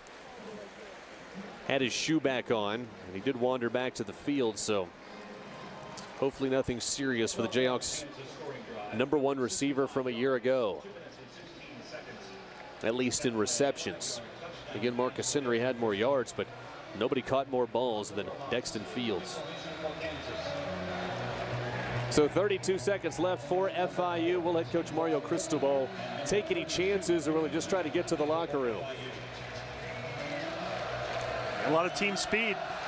I don't think there's any reason not to try to take one deep. Including this guy. T.Y. Hilton has the lone score on a punt return. Don't let him run away too far, and he scrambles across the 30 to the 36-yard line, and that's where the Golden Panthers will take over. Got to take a shot or two deep, right? Yeah, I think so. Why not? Yeah, like I said, you have a lot of team speed. Try to get somebody to run underneath the football. The problem will be Kansas is gonna rush 6 guys.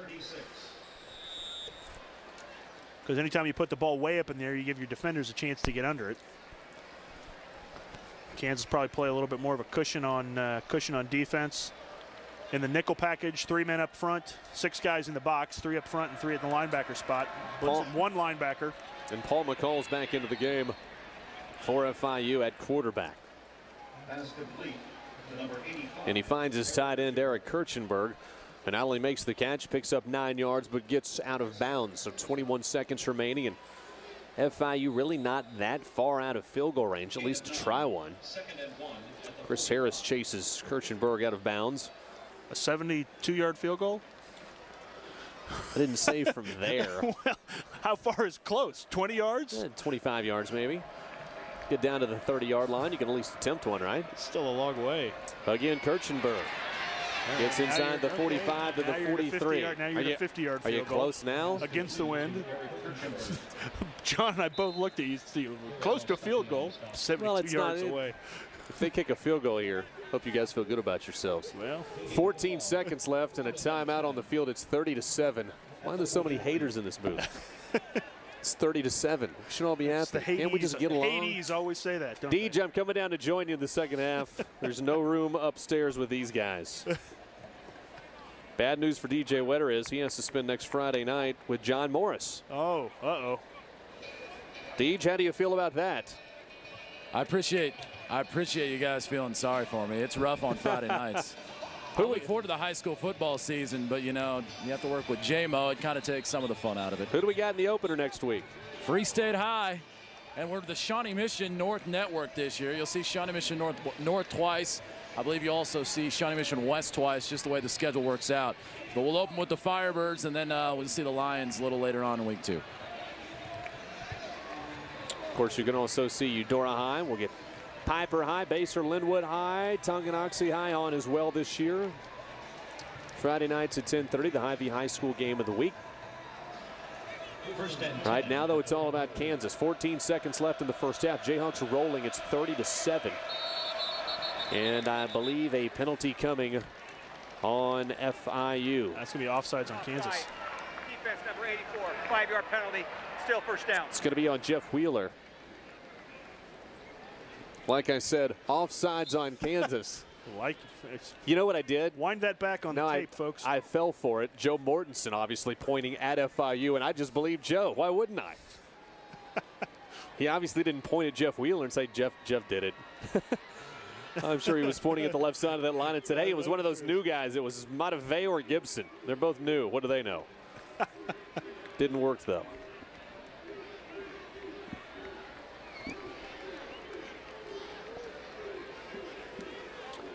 So a 5-yard walk-off puts the football at the 38. Are they close enough to field goal range yet? You guys still going to make fun of me? What's going on here? It's unbelievable. Heckling you take up here. So McCall in shotgun formation. Throws a dart over the middle. That ball is caught down to the 26-yard line. 9 seconds left on the clock. Jeremy Dickens makes the grab. Caught 16 balls last year for more than 200 yards. 9 seconds on the clock and another timeout by FIU. That's you know down. that quick first half we were talking about? Yeah, it's been gone. It's been about 30 minutes since there was a minute 11 on the clock. Thrown out the window. Played about an hour and 40 minutes now. Just a gorgeous evening, though, at Memorial Stadium. What a great way to open the 2008 season. A lot of people fired up here tonight, Chip. We had an opportunity to watch the new intro tape with the Orange Bowl stuff on it. And a lot of fun this year. Expectations are high. Team ranked in the top 15. You talked about it in pregame. Highest preseason ranking Kansas has ever had since 1961 when they were 8th.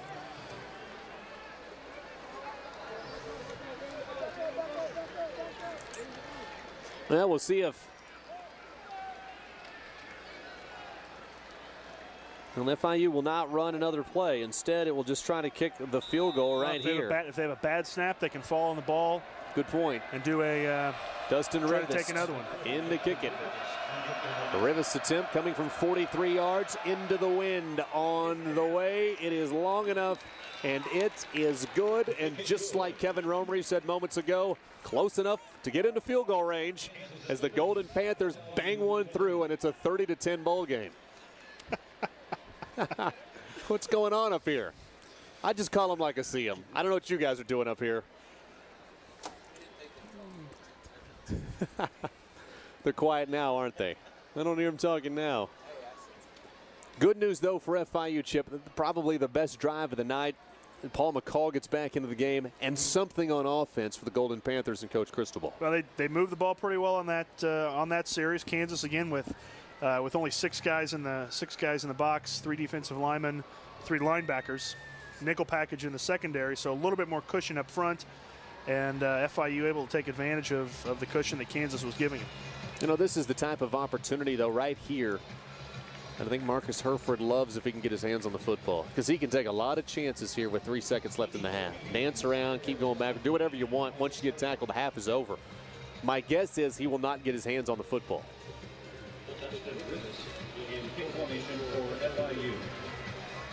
So Rivas set to boot it away from the 30-yard line.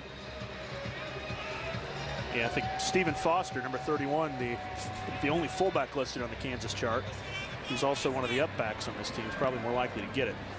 Long bounce, and Herford's got it at the 23. And Marcus unable to do much with it. These short kicks make it very difficult to return. By the time you get to the ball, a lot of defenders around you. But a very successful first half from the Kansas Jayhawks. A 30-10 score at halftime. Todd Reesing, 22 of 29 through the air for 163 yards and 2 touchdowns. The only bad news you saw right there, number 88, Dexton Fields, injured in the first half. Limping a little bit, but walking off a little faster than he was during when the first half was going on. So we'll see what happens. I wouldn't expect him to play again today, but it doesn't look like it's something that'll keep him out for more than a week. It is halftime at Memorial Stadium. Let's take a timeout. When we come back, we'll take a look at the first half statistics and a few of those highlights, because there were a few. You are watching Kansas football on Channel 6.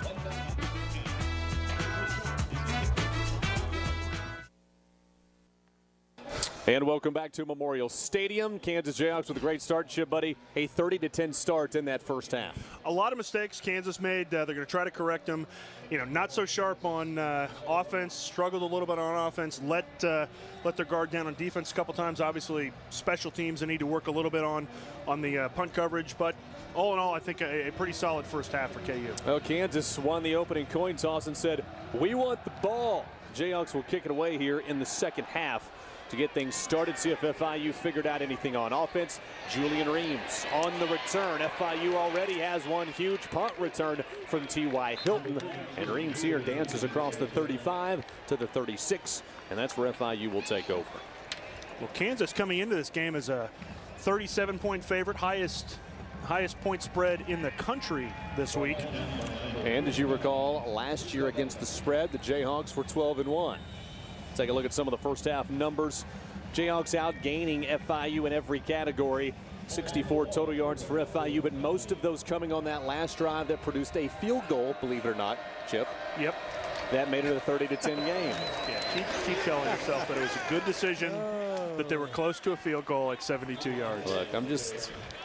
And they didn't beat KU KU didn't beat them in every category. You notice there's a turnover there. True story. KU with the turnover. Atypical of the way Kansas played last year. Well, the Jayhawks didn't have a turnover last year until the third game. And this year, turning the ball over, not something you want to see. But however, that turnover, however, was not a careless. No, it wasn't. It wasn't a careless situation for Desmond Briscoe. That was just a great play from FIU. Not a great play, though, right there is Hilton. Well, Caleb Blakesley really hammered McCall. Did the 1930s football photo, the full extension fall on. We'll take a look at this, number 94. Boom. Leaping off his feet. Yeah. Hilton unable to hang on, and yeah, he took the full 300 on that one. So a 3rd down and 10. 2 quick plays, no yards for the Golden Panthers. The Golden Panthers 1 for 7 on 3rd down conversions this evening.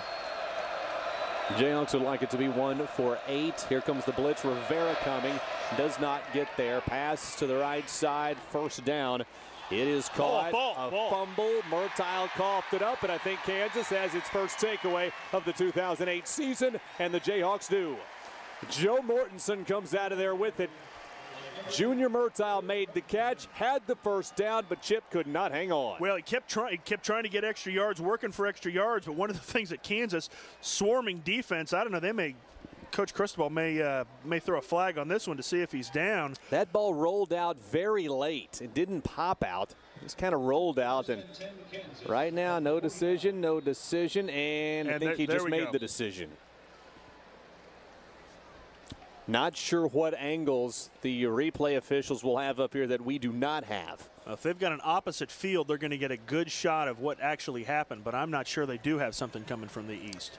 Our angle here. Take a look at it here. This is Holt with a hit there, although still tucked in. Now the only thing I can figure is he's diving right there and he loses it. His legs aren't down, but the ball pops out. Yeah, I don't think James Holt or Kendrick Harper, the first 2 guys there, knocked it out. You can see the ball right there. If this is the only angle that the replay officials have, this is not conclusive. Well, we'll wait and see how long this takes. Almost a minute. Because he looked like he was fully extended, knees not down, and then the ball was hit loose. Well, while we're waiting, let's take a look at some of the highlights from the very first half. A lot of them, as you might imagine, as the Jayhawks rolled up a 20-point lead. It's 30-10. Started with Todd Racing. The shuffle pass to Jake Sharp. Rumbles it down inside the 25 to the 22. Kansas would later score. Jock Crawford, 7-yard touchdown run, his first as a Jayhawk. Later, Jonathan Wilson, great catch on the sideline. One of the longest passing plays of the day for Todd Racing. And then he finds Desmond Briscoe, the first of 2 touchdowns for him. How about the freshman Damon Patterson? Watch him go.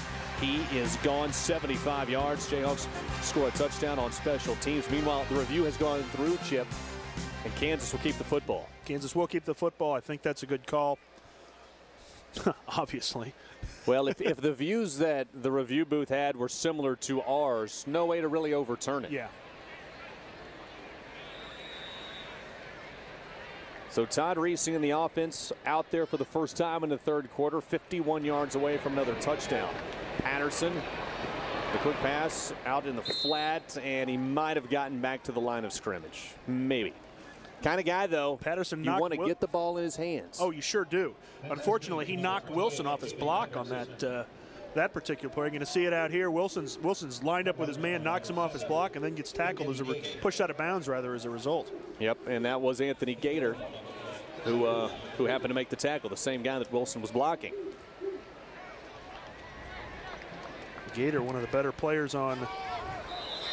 So a second down and 10, and I believe that's going to be offsides on Daniel Shackleton. Appeared to me that he jumped first.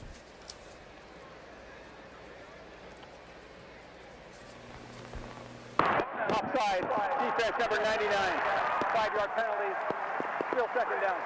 And indeed, that would be Shackleton, number 99. So a 5-yard penalty makes it second down and 5.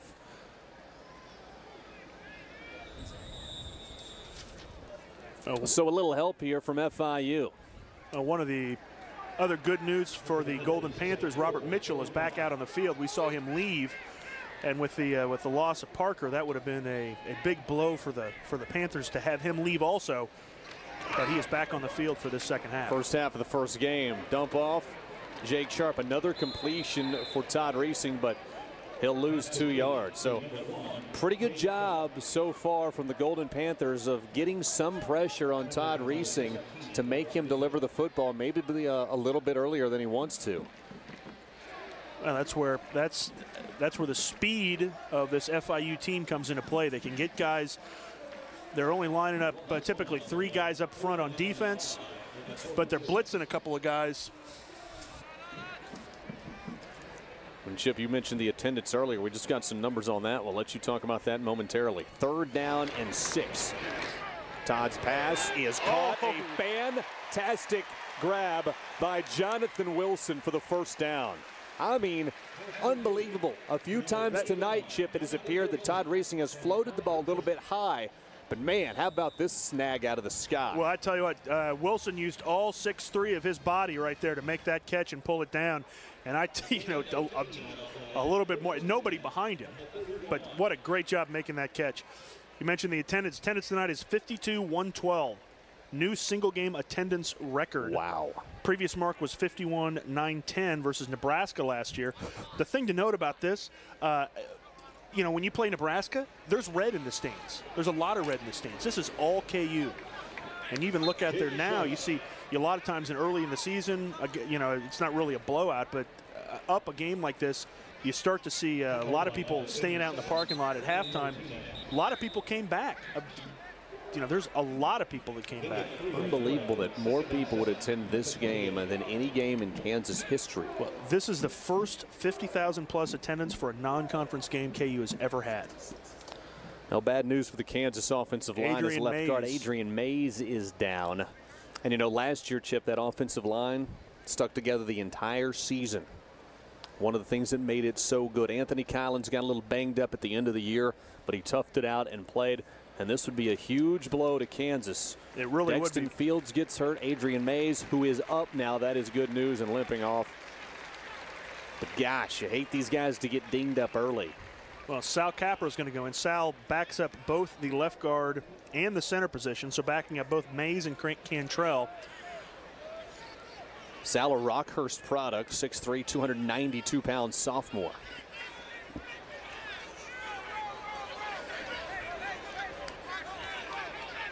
So a 2nd down and 8 situation coming for Kansas. First down marker at the 21-yard line. Jayhawks right about the 28, so make it 2nd down and 7. Todd Reesing, Jock Crawford. Ready to go for Kansas. 11:46 left in the 3rd. Todd in trouble. Does what he does best, gets away, and then just throws it away, which will bring up a 3rd down and long. Golden Panthers ran a blitz over on the left side with Capra and Spikes. did a decent job of picking up. You're going to watch this. You're going to see a guy crash down and then both go outside. On 96, looped around to the outside. Nobody was able to pick him up. Not really a breakdown on the offensive front, but you do want to slow those guys down a little bit.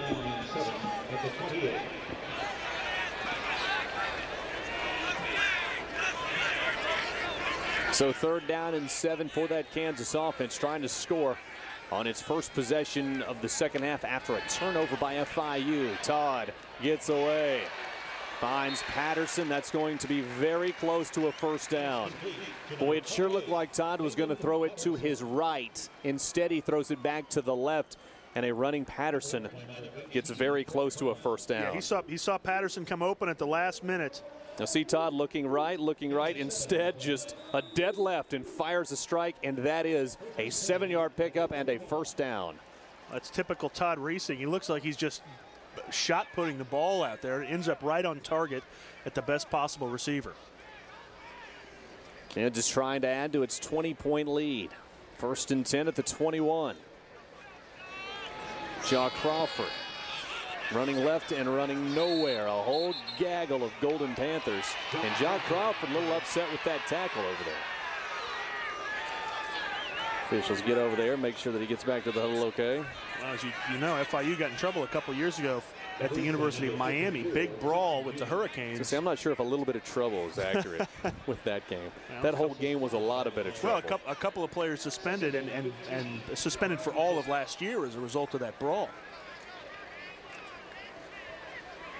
So Coach Cristobal really puts, putting the law down. So stuff like that probably not in the Golden Panthers' future. 5-yard loss, swing pass to Crawford, maybe back to the line of scrimmage. So Anthony Gator in on the tackle. And Chip, what we have seen tonight, Kansas has not gone downfield very often. Everything within about 5 to 10 yards of the line of scrimmage. Short passes, quick passes, passes in the flat, passes out wide. Very conservative play.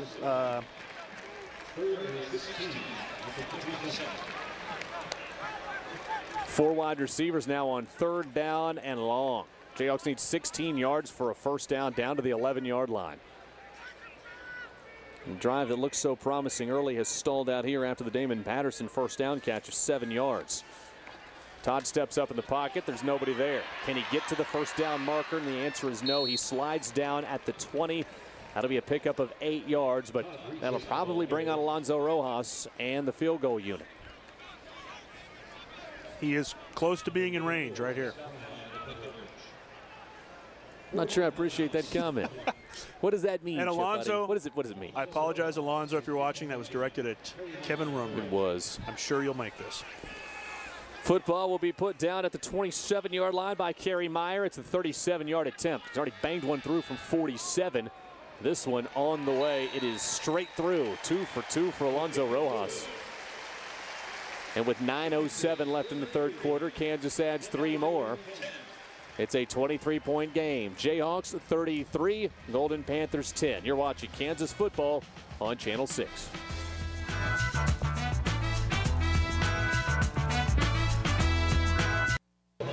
.907 left in the 3rd. Jayhawks on top. It's 33-10.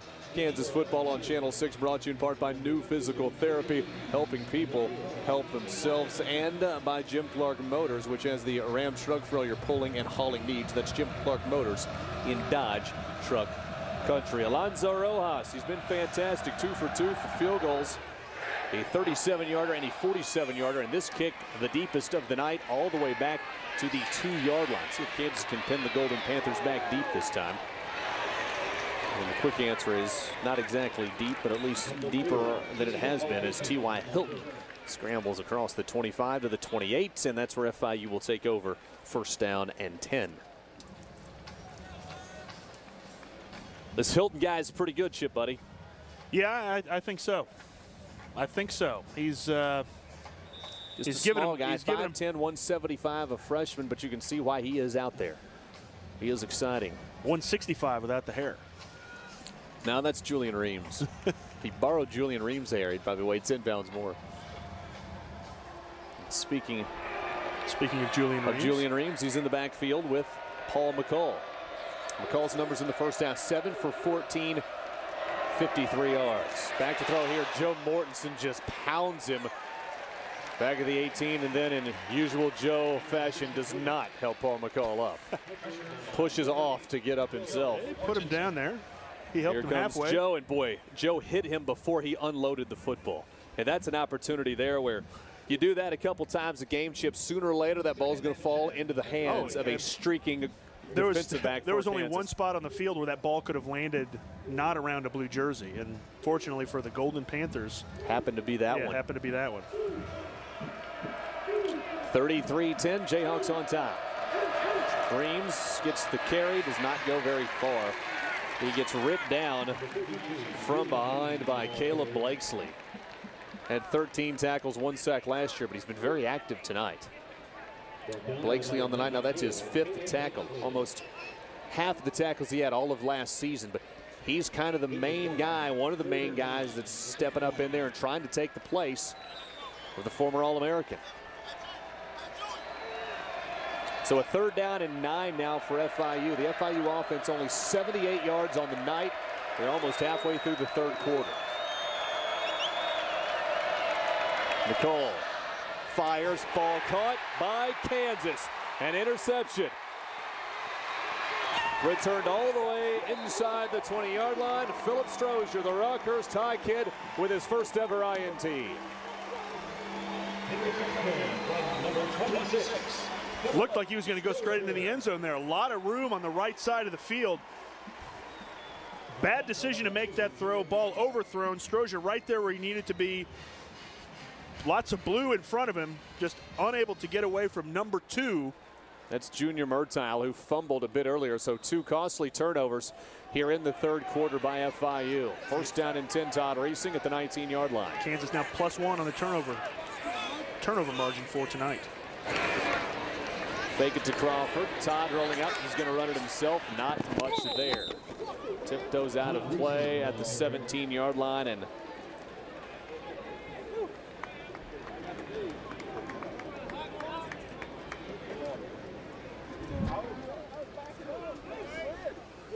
that'll bring up a 2nd down and call it 7. Todd about ran into DJ and Tim over there, didn't they? Got to pay attention down there. Deej waves, he's all right. That's the good news. Get something from Tim? 2nd down and 7. His hands are full. His hands are full. Clock rolls under 7:40. Jayhawks would love to add another touchdown right here, leading 33-10. And some confusion as Todd Reesing calls timeout.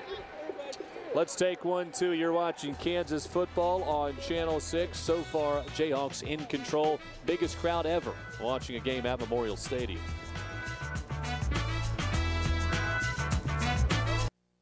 Well, let's see if the Jayhawk offense has things sorted out now as Todd Reesing retakes the field.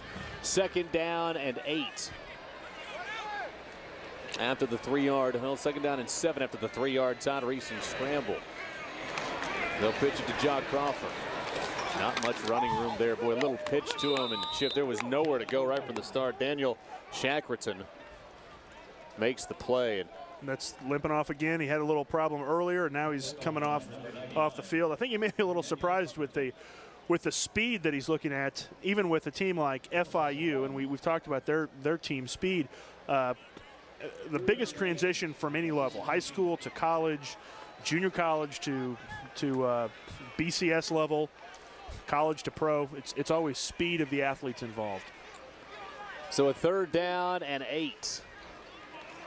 And Todd Reesing right down the middle. Ball is caught. Kerry Meyer, he's been one of Todd Reesing's favorite targets tonight, and that is enough for a 1st down. Meyer now with 8 catches for 55 yards. A lot of balls in the air tonight. Todd Reesing has thrown it 36 times. He's completed 28 passes, approaching the 200-yard mark. When you look down the receivers, you're not seeing anybody really with more than a couple catches. Jonathan Wilson has 4. He's averaging 12.8, but most of the catches are right around the 7.5 yard range. Kerry Meyer with about a 7 yard per catch range. Todd Reesing on the option play, hurdling A tackler. Picks up a yard, maybe two. Tackled by number 49, Tyler Clausen. Approaching the 6-minute mark here in the third quarter. Jayhawks 33, FIU 10. Second and goal. Give time to pick up a two. It'll bring up second down and goal. For contrast, I'm looking at some of the receiving averages last year. Like, for example, Myers' average was 10.5. So a little bit shorter action on offense tonight. Then you got a new offensive line out there. Here comes the option play. Todd turns it inside. Well, we've talked about this. They're going to play a little more conservative tonight than they would normally. I mean, Coach Mancino's he played at 3 o'clock in the morning at Anschutz if he could get away with it. He didn't want to show anything to anybody. And not Fans, have any other tape players, of the game, yeah, except for his own. Exactly. So a third particularly, down. particularly earlier in the season, he's not going to show much. So a third down and goal situation now after the option play with Todd Reesing. Patterson and Wilson split wide to the left. Meyer and Briscoe wide to the right. Again, no Dexton Fields tonight. He got injured in the first half. Lob pass into the corner. Meyer tries to get there. That ball is batted out of the air in a fantastic play by Jeremiah Weatherspoon. He's the one who broke it up. Looks like Kansas is going to stay out there. Will the Jayhawks go for it on fourth down? The answer appears to be yes, as Bradley Dido checks into the game for KU. First fourth down offensive play of the night for the Jayhawks. They're 9 of 14 on third down. Going to try to go 1 for 1 on fourth. They've got to get into the paint. So a fourth down and goal situation. Crowd trying to get the Jayhawks into the end zone. Racing lobs one wide open. Desmond Briscoe put it on the board. That's number 3 for Dez. What a catch. Put just enough air under it, Chip Buddy. I thought that thing was sailing high and out of play. Oh, I think that you should be talking about the air that Dez put underneath himself rather than the air that's underneath the ball. He's a big target. Big target with some pretty solid ups on that. Thought at first it might be intended for Jonathan Wilson. He was out there as well, but I thought it was intended for some of those seats in the end zone. Those lazy boys. Extra point from Fowler is good. And the Jayhawks have put 40 on the board. Last year's final was 55-3. Jayhawks in around to a similar score. It's 40-10. Well, that's 20 minutes left in the game. That's Dez's 8th catch tonight, and that beats his previous record. He had 7 versus Missouri last year. So that's more catches than he's made in a game. Not big plays, just 47 yards, but he has 3 touchdowns, and all 3 coming obviously from Todd Reesing. 4:49 left in the third. Jayhawks rolling in the season opener. It's 40-10.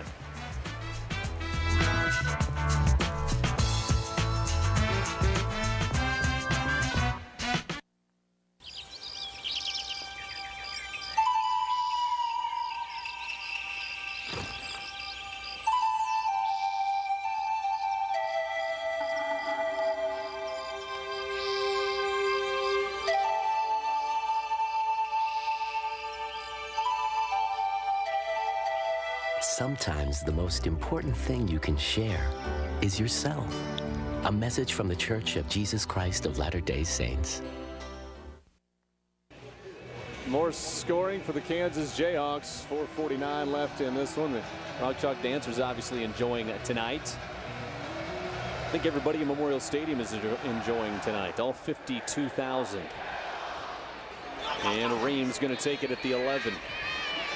Big hole up the middle. And a somersault to finish off that run. There's the Julian Reams gets across the 35. I don't think that's a wig. I think that's the real deal. The main. Little somersault, little romper room action on that. Supposed to analyze that play. You sat there and you were amazed at it. It's a little romper room. So 4:44 left in this third, Chip. What do you expect for the rest of this game? What will FIU try to accomplish? How will Kansas attack this game? Well, on defense, FIU's not. They're playing offense now, but on defense, they're going to start twisting and stunning more up front to try to put pressure on Reesing because that seems to work. I expect them to start trying to go for the house. They're not. They're down by 30. 4 touchdowns are right back in this. That ball's batted down. That ball's batted down at the line of scrimmage. I think 94 got his mitts on this one. Lots of time left. Let's see. You betcha. Caleb's been playing well. He has been. Richard Johnson was in there as well. Ball kind of pinched in between those two guys. KU lost Todd Hazelhorse with some medical issues over the summer, which was a big loss because he had a great spring. But guys are stepping up front. I've said that's going to be a big part of KU's success, is the way the defensive front four, in particular the tackles, play. 2nd down and 10, and Paul McCall, of all people, runs for a 1st down. He's the quarterback that needed to be more mobile. How about an injury update from DJ Wetter on the sideline? Boy, they're kind of falling all over the place here. It's not what you want to see in the season opener. That was one of the keys of the game for Chip, I know, to stay healthy tonight. But we saw Jock Crawford just a moment ago take off that shoe. So apparently that foot, leg area is still bothering him.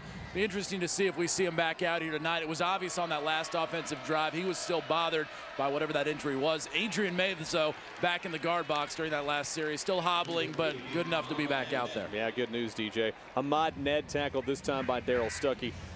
Good to have, I think momentarily at least, Jock back in the game. Good to have Adrian Mays back in the game. Bad, though, still no Dexton Fields, and we're not going to see him tonight. Yeah, we won't see him back tonight. And Mays and Crawford, I sit him down. Got to get those guys taken care of in the next couple weeks. Got a big one 2 weeks from yesterday. Yeah, 2 weeks from Friday. This is not a game you want to waste him on. That one almost picked off by Mike Rivera on his shoestrings.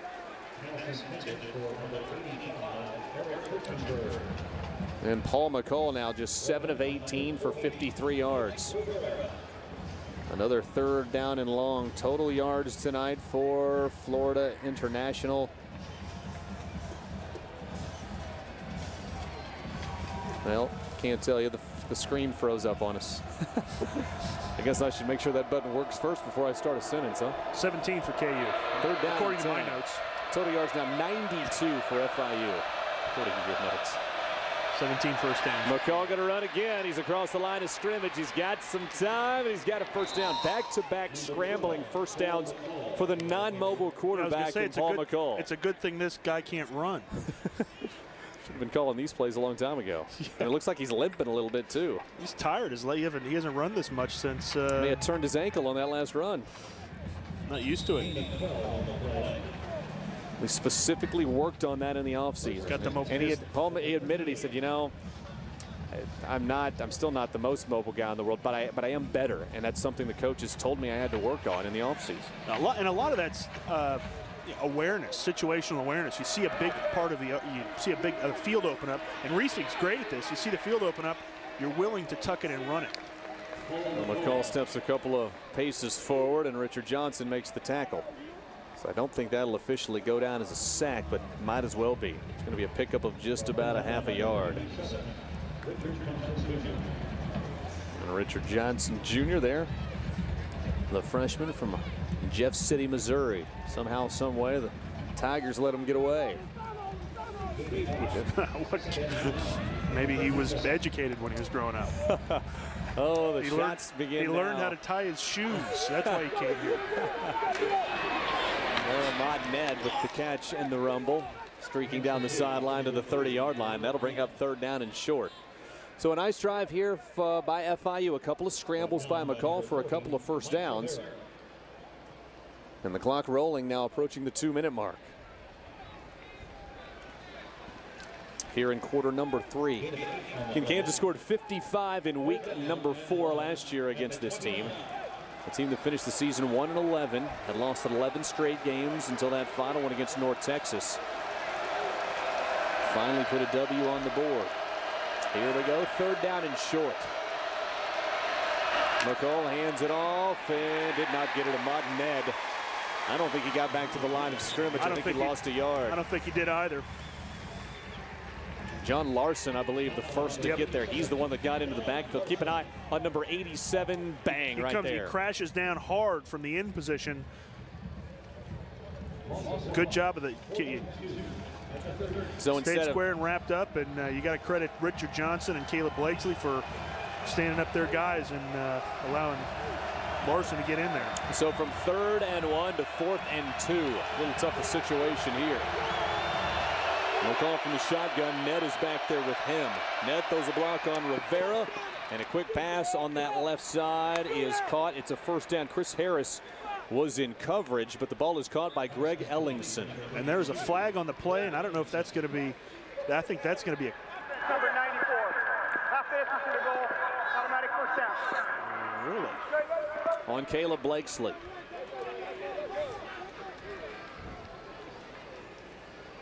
Got there just a moment too late and didn't pull up. This is going to be a big penalty here. It looked like he was on the ground and then got back up again and tried to make the play, but make a hit on the quarterback, but the ball was gone.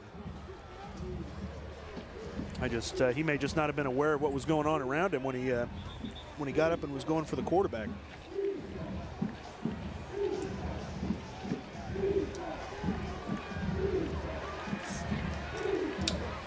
So after marking off the penalty, football all the way down inside the 15, chipped close to the 13-yard line. By far the best drive of the day for FIU. They're getting close to field goal range. I'd be bitter too if I was you. Maybe you're wrong. See if the Kansas defense can hold up here. Ned running straight forward. He'll get it inside the 10. I think Joe Mortensen got a piece of him first.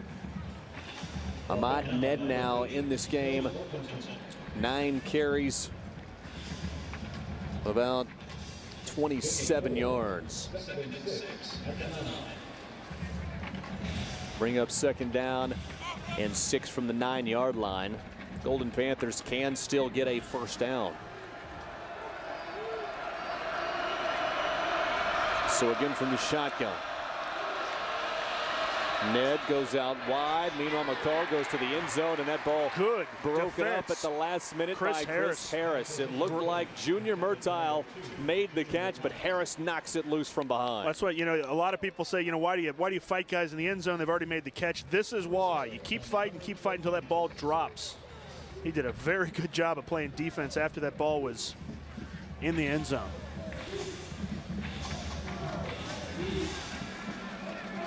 So that'll bring up a 3rd down and 6 situation.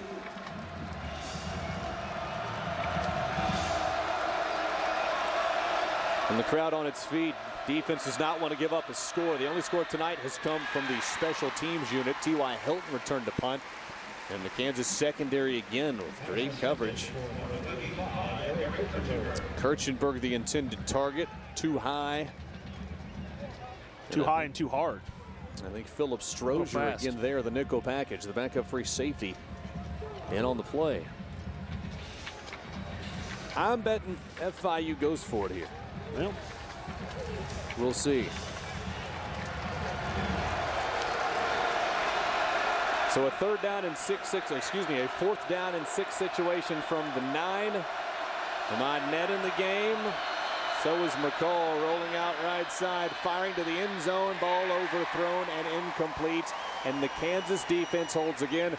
The Jayhawk D-chip tonight has only given up 3 points. And that will be the final play of quarter number 3. And those 3 points on the last drive of the first half, really.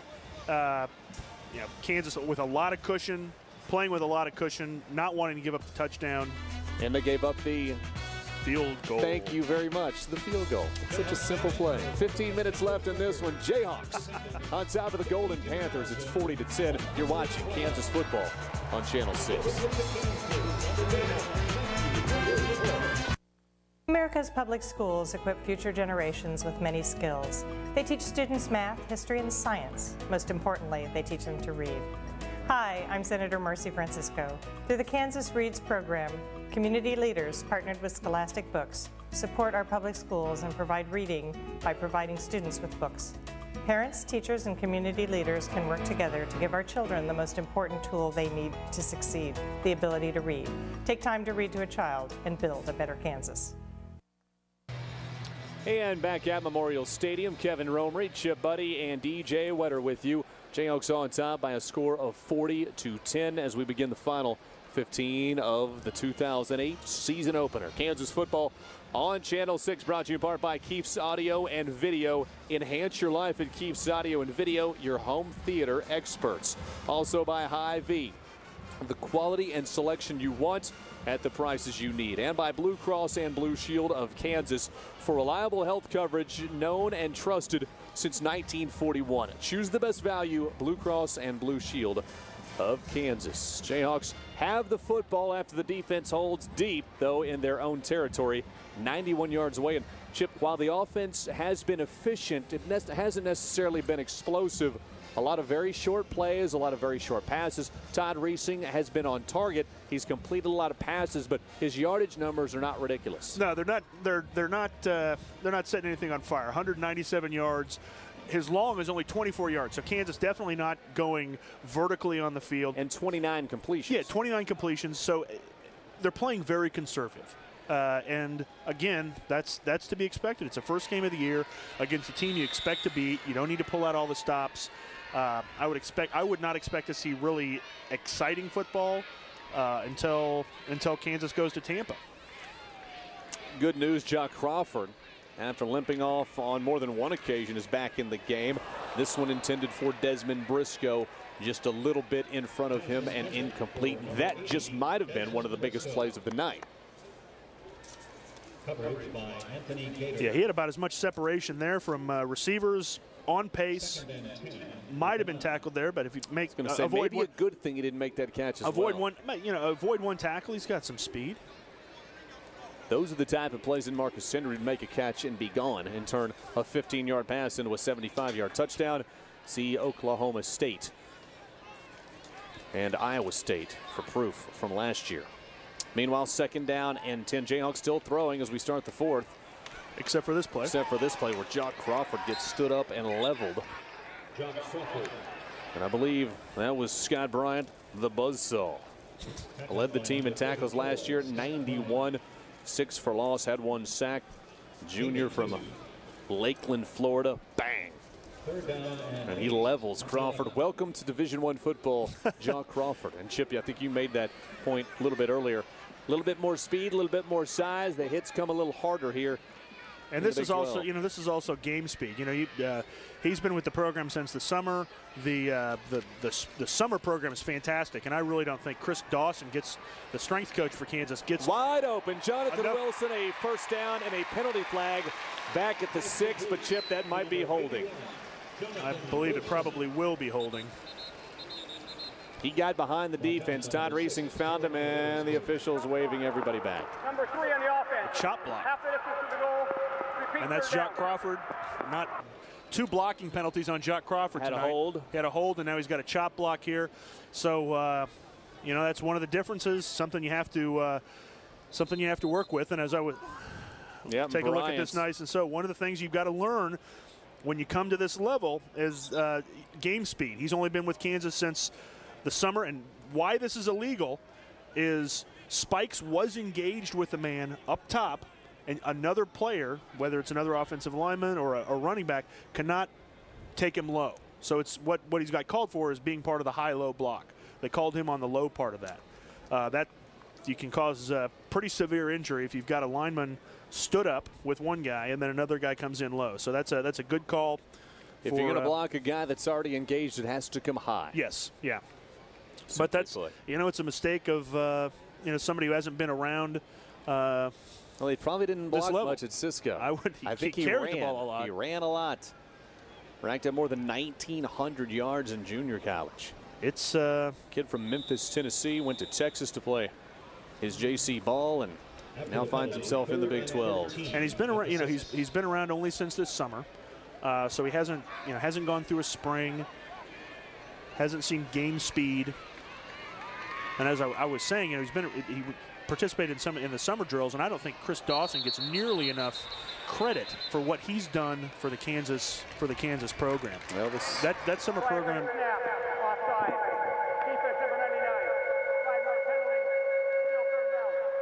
Good news there for Kansas. That penalty actually on FIU. Got a little bit back, and ordinarily in that situation, they'll let the play continue, but when you're, I guess, that much of an offender, they'll call it early. Well, if you make contact, they'll blow it dead.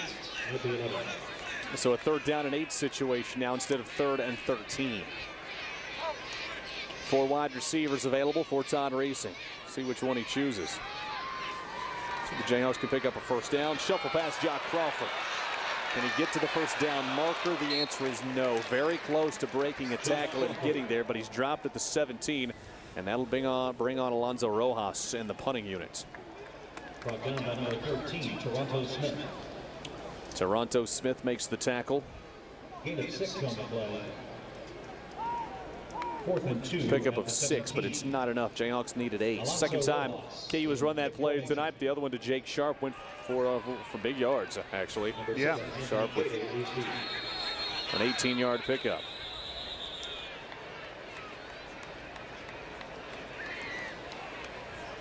Well, John Crawford, Chip, the first couple times he touched the football looked very good and very explosive. Timeout for... No, a penalty actually. It's a flag. On FIU, so the Kansas special teams run off the field and wave the offense back on. First How about down. that play? That's nice work for the punting unit. Well, the Kansas offense gets another shot. Jake Sharp in now with the offense. First and 10. And I would, again about Crawford, I expect it to be a couple games before number 3 gets kind of comfortable with what's happening. And he's limped off a couple of times. Not exactly sure. His ankle may be dinged up a little bit here and there, and maybe he's taken away some there. But I think his first game, Chip, I think we'll see more, because the first couple of times he touched the football, he looked explosive. Yeah. Speaking of explosive, here's Jake Sharp with nowhere to go. So the Kansas running another game. flag, another flag. Jake Sharp. I don't know if that's holding. It wouldn't seem to be holding where that flag was thrown, but I don't know what else they could call over there. This game's getting slowed down in a hurry, isn't it? It's going to be longer than 3 hours, I can promise you that. Holding. Offense number 87. 10-yard penalty. It will not be 228. That's Dito. And that's on Bradley Dito, the tight end filling in for Derek Fine. Something we haven't touched on much is the loss of Derek Fine, not just in the passing game, but in the blocking game as well. So the Jayhawks backing up after picking up the 1st down. If you're FIU, this doesn't seem fair. Your penalty gave Kansas a 1st down. That penalty, however, does not take away the 1st down. It's still about field position. Can't take I tell you, away I got to think Coach Mangino is going to make his running backs and his tight ends work a little bit on blocking this week. I think you're right. 12-18 and rolling in the 4th quarter. 1st down for Kansas. This drive seems like it's been going on forever, and the Jayhawks haven't gone very far. Todd, another quick route, and he momentarily completes it to Kerry Meyer, who cannot hang on. That one's knocked out of his hands, and I think Ryan Martinez, backup linebacker, pulls it out of there. So 2nd down now and 20. The Jayhawks continue to dink and dunk here and there, and Chip, we haven't seen Kansas even take a shot deep really tonight. No, but it's 2nd and 20. I think you got to go. You need more than a 7-yarder.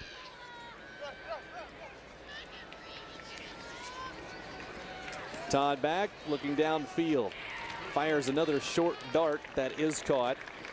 Pick up about 8 yards, and so now we bring Briscoe again, very slow to get up. He got rocked 3rd again. and 12, and that's frankly one of the dangers of these types of routes. Kansas throwing over the middle a lot, and if you catch, or if FIU catches you when they're in zone coverage and you're running a crossing route, then you're going to get put on your back. And Briscoe now limps off. Looks like he may have taken a helmet to the thigh. He's trying to walk it off. But he is not available now on 3rd down and 12. So Dexton Fields hurt and out. Desmond Briscoe now limping to the sideline. Jock Crawford has limped around a couple of times tonight. It's been a rough go so far for Kansas. Reesing, ball tipped at the line of scrimmage. I believe he was looking for Jonathan Wilson, who was standing right about the 1st down marker. So I think Craig Brown, a free safety, actually got a hand on it. So the Jayhawks lead by 30, but the second half has not been real pretty. A little bit stagnant, Chip, buddy. Defense has still been solid, but we haven't seen that explosive nature from the offense that we saw last year so far. And we need some punt coverage right here. What do you think?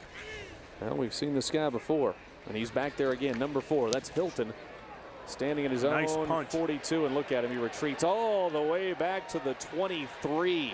Just a boomer of a punt, 57 yards in the air, and this time he only returns it for about 15. Still pretty decent field position for FIU. A 52-yard kick. And we'll go down officially as a 52-yard kick for Alonzo Rojas. Timeout on the field, 11-11 left in this one. Jayhawks 40, Golden Panthers 10.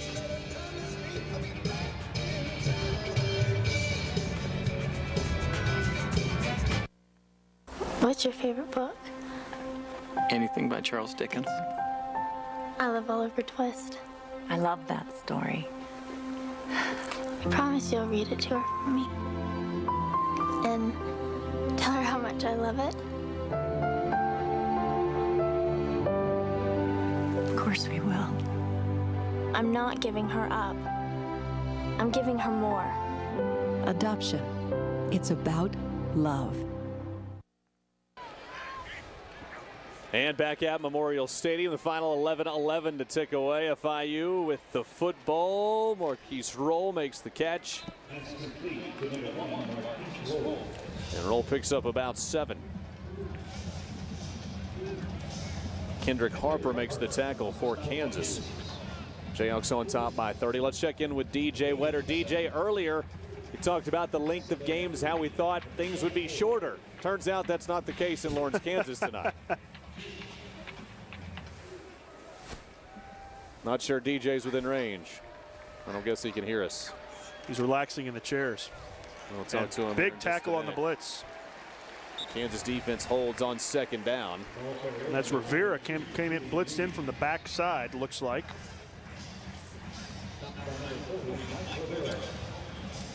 Linebackers in, making more plays for Kansas. Well, top three returning tacklers on the team from last year: Rivera, Holt, and Mortensen. That's the defensive scheme that they run. Yep. You don't expect Clint Bowen to change much from last year. You want the linemen to hold guys up, and then the linebackers to make tackles. So a 3rd down and 4. Quick out that obviously Roll was not looking for. He was headed deep. McCall was trying to find him short. Well, that'll be a quick 3 Jamal Green got a really big push on the right guard for the Golden Panthers, pushed him right back into the quarterback's face. So a 4th down and 4 situation, which will give Damon Patterson another opportunity to return a punt, standing at his own 15. Boy, the Kansas defense, Chip, has just not given up hardly anything tonight. 104 total yards from FIU. Patterson, this one, he's going to have to retreat, let it go over his head, and hopefully into the end zone. And it will. So a good decision by the Jayhawks freshman. Find out where the 10 is, run to it, and if you can't catch it, let it go. So a touchback coming for Kansas. Jayhawks will take over 1st down and 10 from their own 20-yard line. Timeout on the field. Let's take one to 9:40 left in this one. Jayhawks running away. It's 40-10.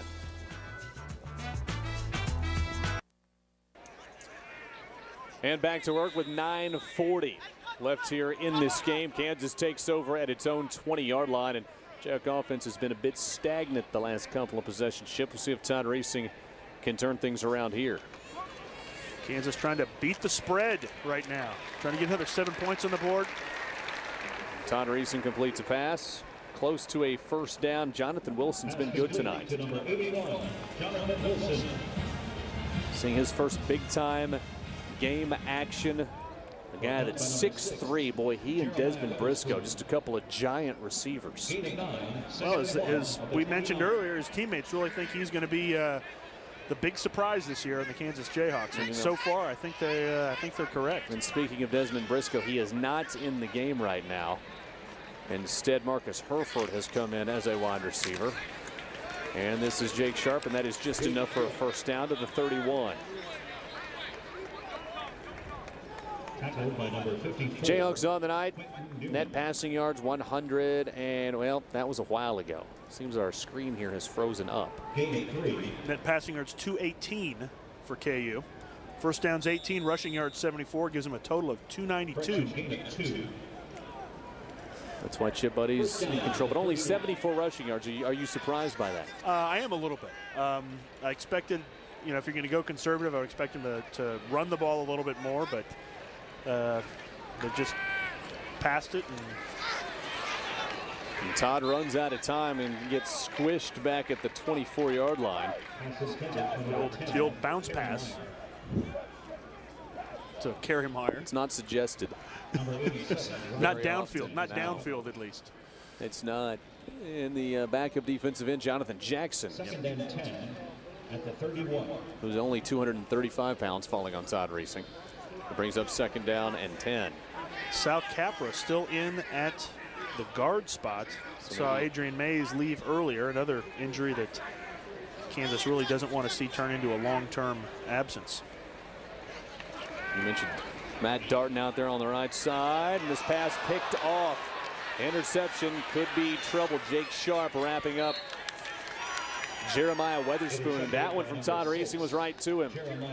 So Todd threw into a lot of traffic. He sometimes does that. He'll try to force balls in there. Going to see this, but looking for Jonathan Wilson. A lot of traffic over there on that right sideline. So turnover number 2 on the night for KU. The first one coming when Desmond Briscoe fumbled after just getting rocked for making a catch over the middle. And now this one from Todd Reesing, who does have 3 touchdowns on the night. Remember last year, 33 TDs and just 7 interceptions.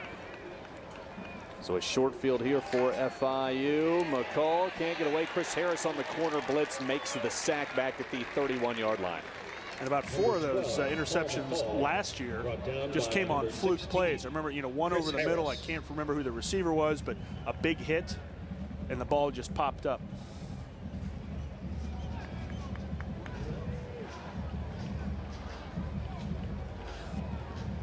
So Todd not showing the consistency that we saw last year. But again, very early in the season. So absolutely. 7:52 and rolling. Ahmad Ned breaks 1 tackle.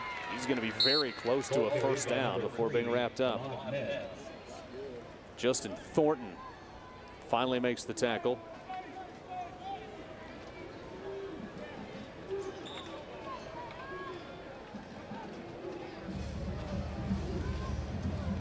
Gain of 14 on the play.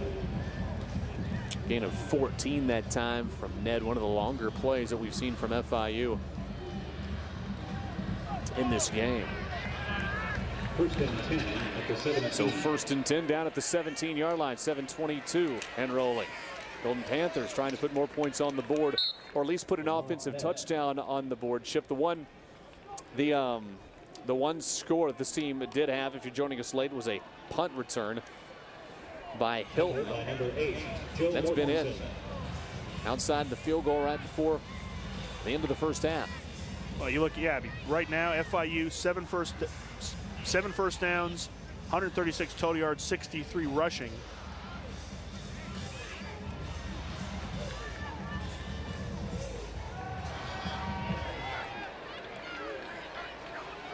So a second down situation here.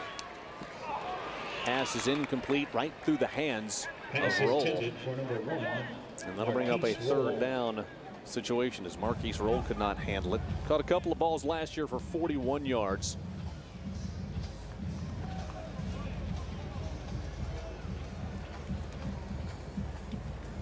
Third and 7 at the 14.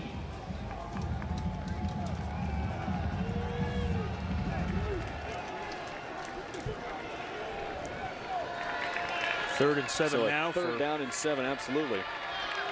See if the Kansas defense can rise to the occasion again and keep the Golden Panthers out of the end zone. A little bit of a receiver may have fallen down there.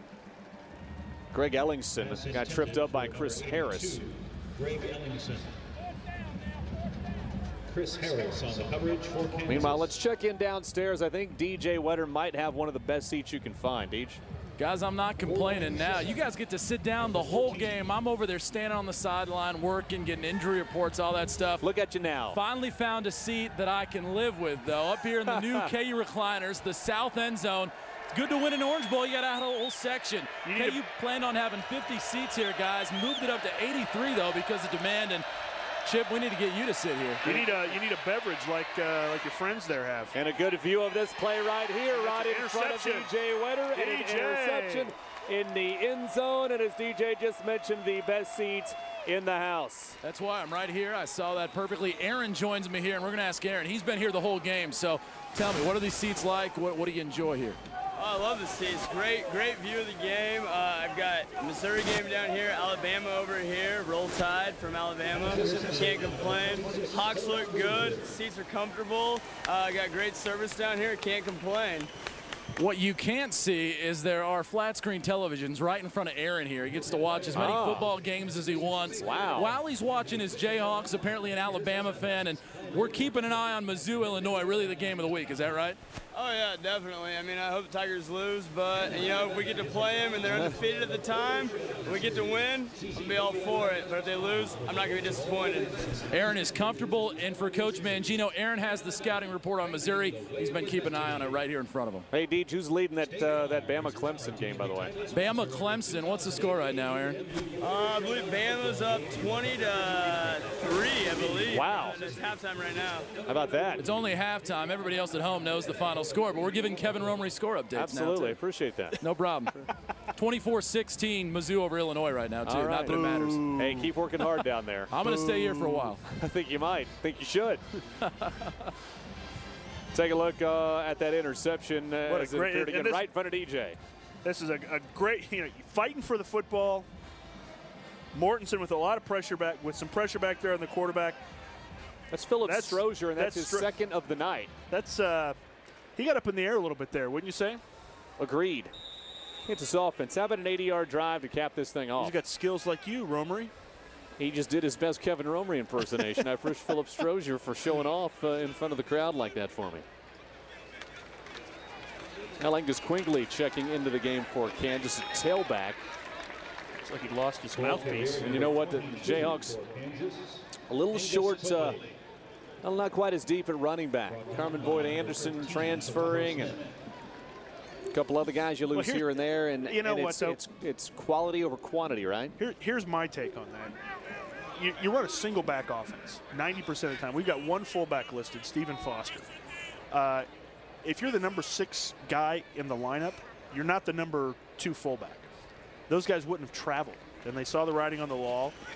And the great thing about, I guess, what Coach Mangino's doing recruit-wise is he brings in guys that want to play so much that if they're that far back in the roster, they want to transfer. So that's the personalities he's bringing into the program.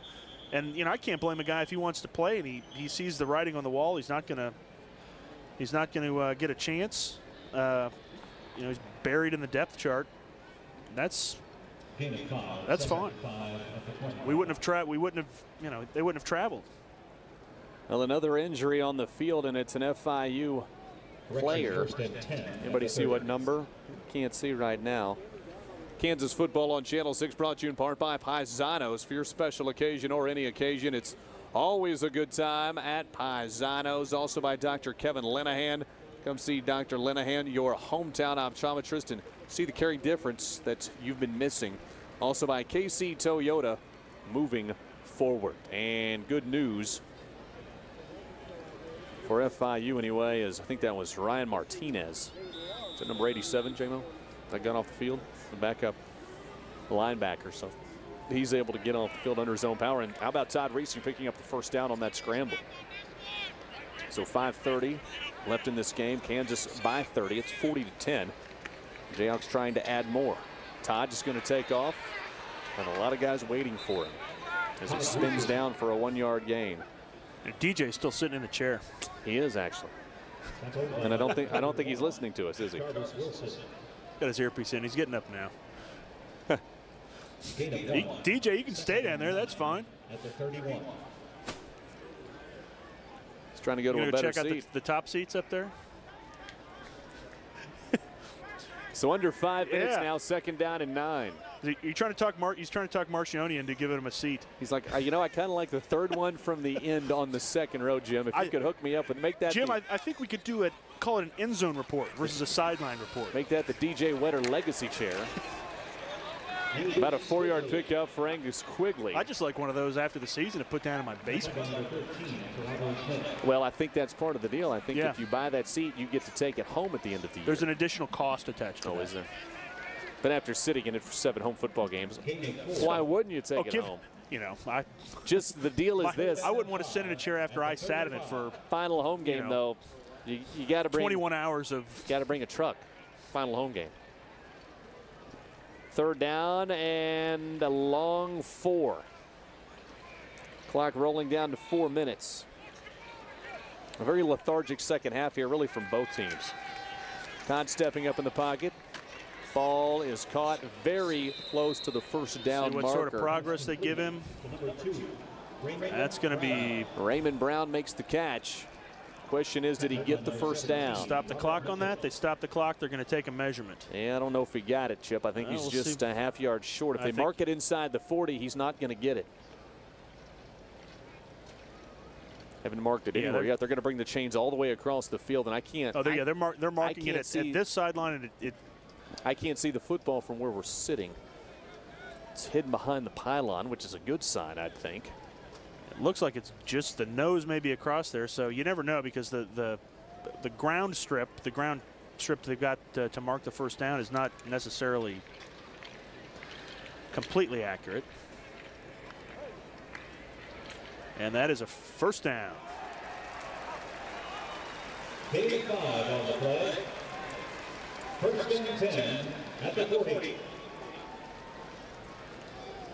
Coach Cristobal comes out, came out about as far on the field as he could come without getting a penalty on that. Take a look at that mark.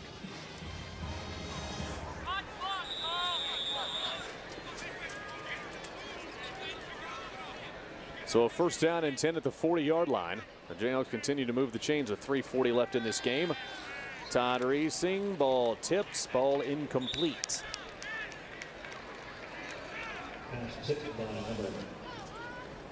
Now you want to look, that's where we are. Wave, Chip. Hello. Maybe we could zoom that out slowly so you can see just how high that is. The main press level is below us. All the suites are below us. And we're in we got the penthouse. Television. We're in the penthouse. We're in the television section. I mean, you always want to stay on the top floor, right? Penthouse. Feel sorry for the folks below us. Yeah, me too. So a 2nd down and 10 from the 40-yard line.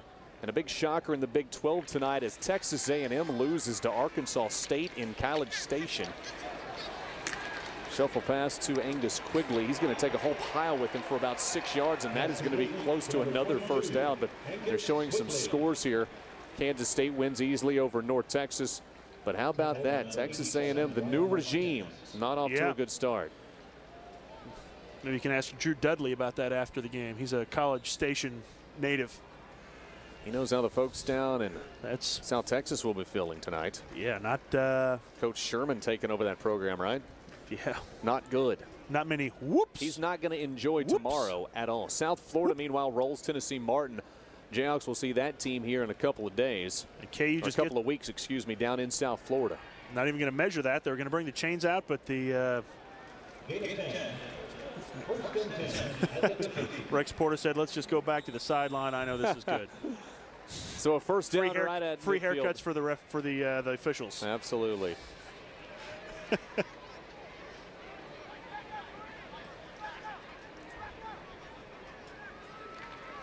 Angus Quigley. He's running hard, picks up maybe 5. Jayhawks may just be content with running this clock out and winning by 30. I think we've seen the last pass, particularly if they're making 4 yards a pop on the ground. Unfortunately, our stat screen here did freeze up, so not sure how many passes Todd Reesing has thrown tonight. Done everything we can to try to fix it. J-Mo's about to take it and throw it out the window. So a 2nd down and 5 situation. And again, keep an eye on Angus Quigley in the backfield. Cleburne High Products out of Texas. They're in the Dallas-Fort Worth area. I think Angus wants another carry or two. What do you think? Dragging tacklers with him inside the 30 down to the 28. Angus saying, give me a shot. To quote Todd Reesing, I want the ball. That's what he said to start this game, right?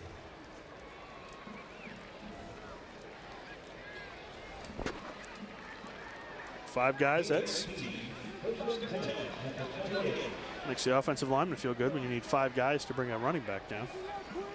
Makes things a little bit easier. Keep an eye on number 22. Todd Reesing looking to the sideline, but I got to believe it's a draw play to Angus Quigley. What do you think? I'm not sure a draw is much of a... How about an option? Here's Angus turning the corner. Barreling over tacklers. Gets all the way down to the 15, but that had to be a hold. Right? Yeah.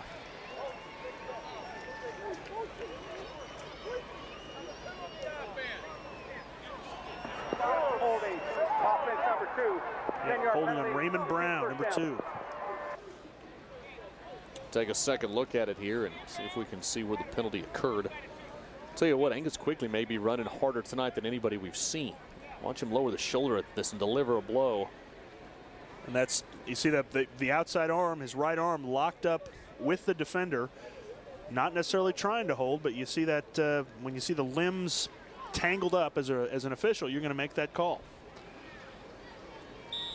So that penalty happening downfield is going to make it a first down and 9. It's always a strange number when those penalties happen. So obviously it happened 11 yards downfield.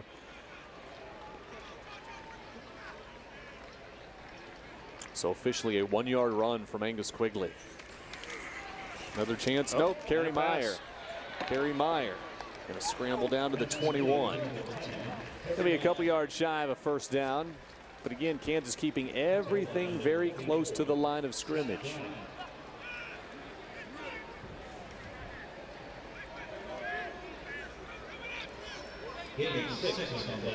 So a pickup of 6 will make it second down and a couple as we roll down almost to a minute. Don't know if the Jayhawks will actually punch another one here or not, unless Angus Quigley breaks a tackle or two and gets to the end zone. They give it to Kansas, AQ. You know what he's going to say Kansas about probably only needs to run one more play. The Jayhawks will throw it.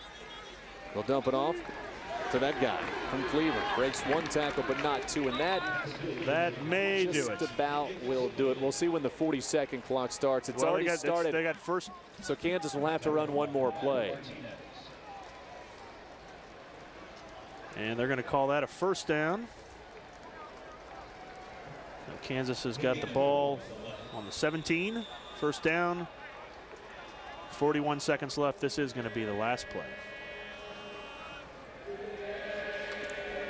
And Todd will throw the shuffle pass to Quigley. He might get into the end zone inside the 10.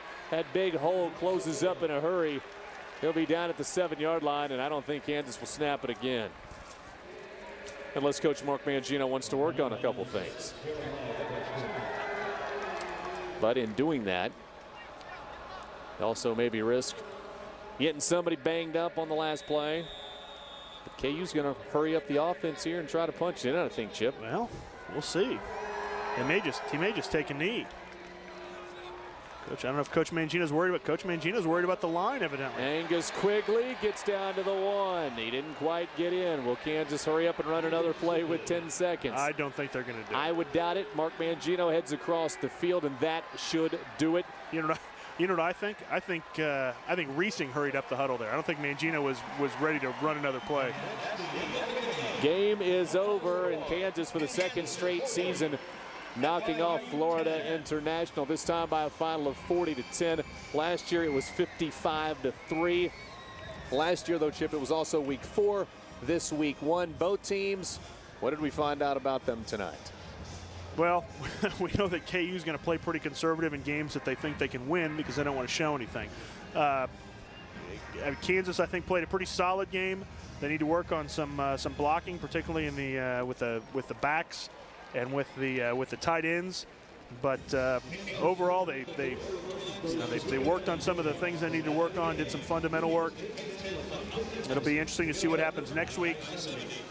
as they gear up towards their first big early season showdown at South Florida. The Kansas defense, however, was very impressive tonight. Florida International, the second straight year, did not score a touchdown on the Jayhawks defense. The one touchdown tonight came on a punt return by number 4 T.Y. Hilton.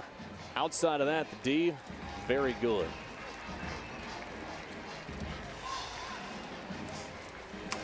It's going to be exciting to see this team when they start to take some of the brakes off of their offensive strategy. Defense, I thought, played really well. Lots of blitzing from the linebackers. Defensive line played as well as we could have hoped. And you know, Coach Mangino's going to, being Coach Mangino, he's going to continue to saw wood and keep working towards conference season, and hopefully get 4 wins going into that. So the Jayhawks improved to 1-0 on the season. Let's look to week 2 for this Kansas Jayhawks football team.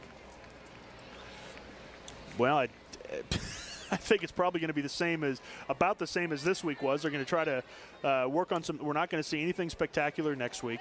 Don't get hurt. I think that's the key to this week and next week. Just keep all your guys healthy and win the football game. Another 6 o'clock start. Louisiana Tech, the foe to know for next week. Another kickoff right here at Memorial Stadium. That will do it for us. Thanks for joining us, everyone. For John Morris, thanks for helping us out with the stats, man. Appreciate it. For everyone in the truck, for DJ Wetter, for Chip Buddy, I'm Kevin Romery. Thanks for joining us, everyone. Jayhawks 40, Golden Panthers 10. Kansas is 1-0 in 2008.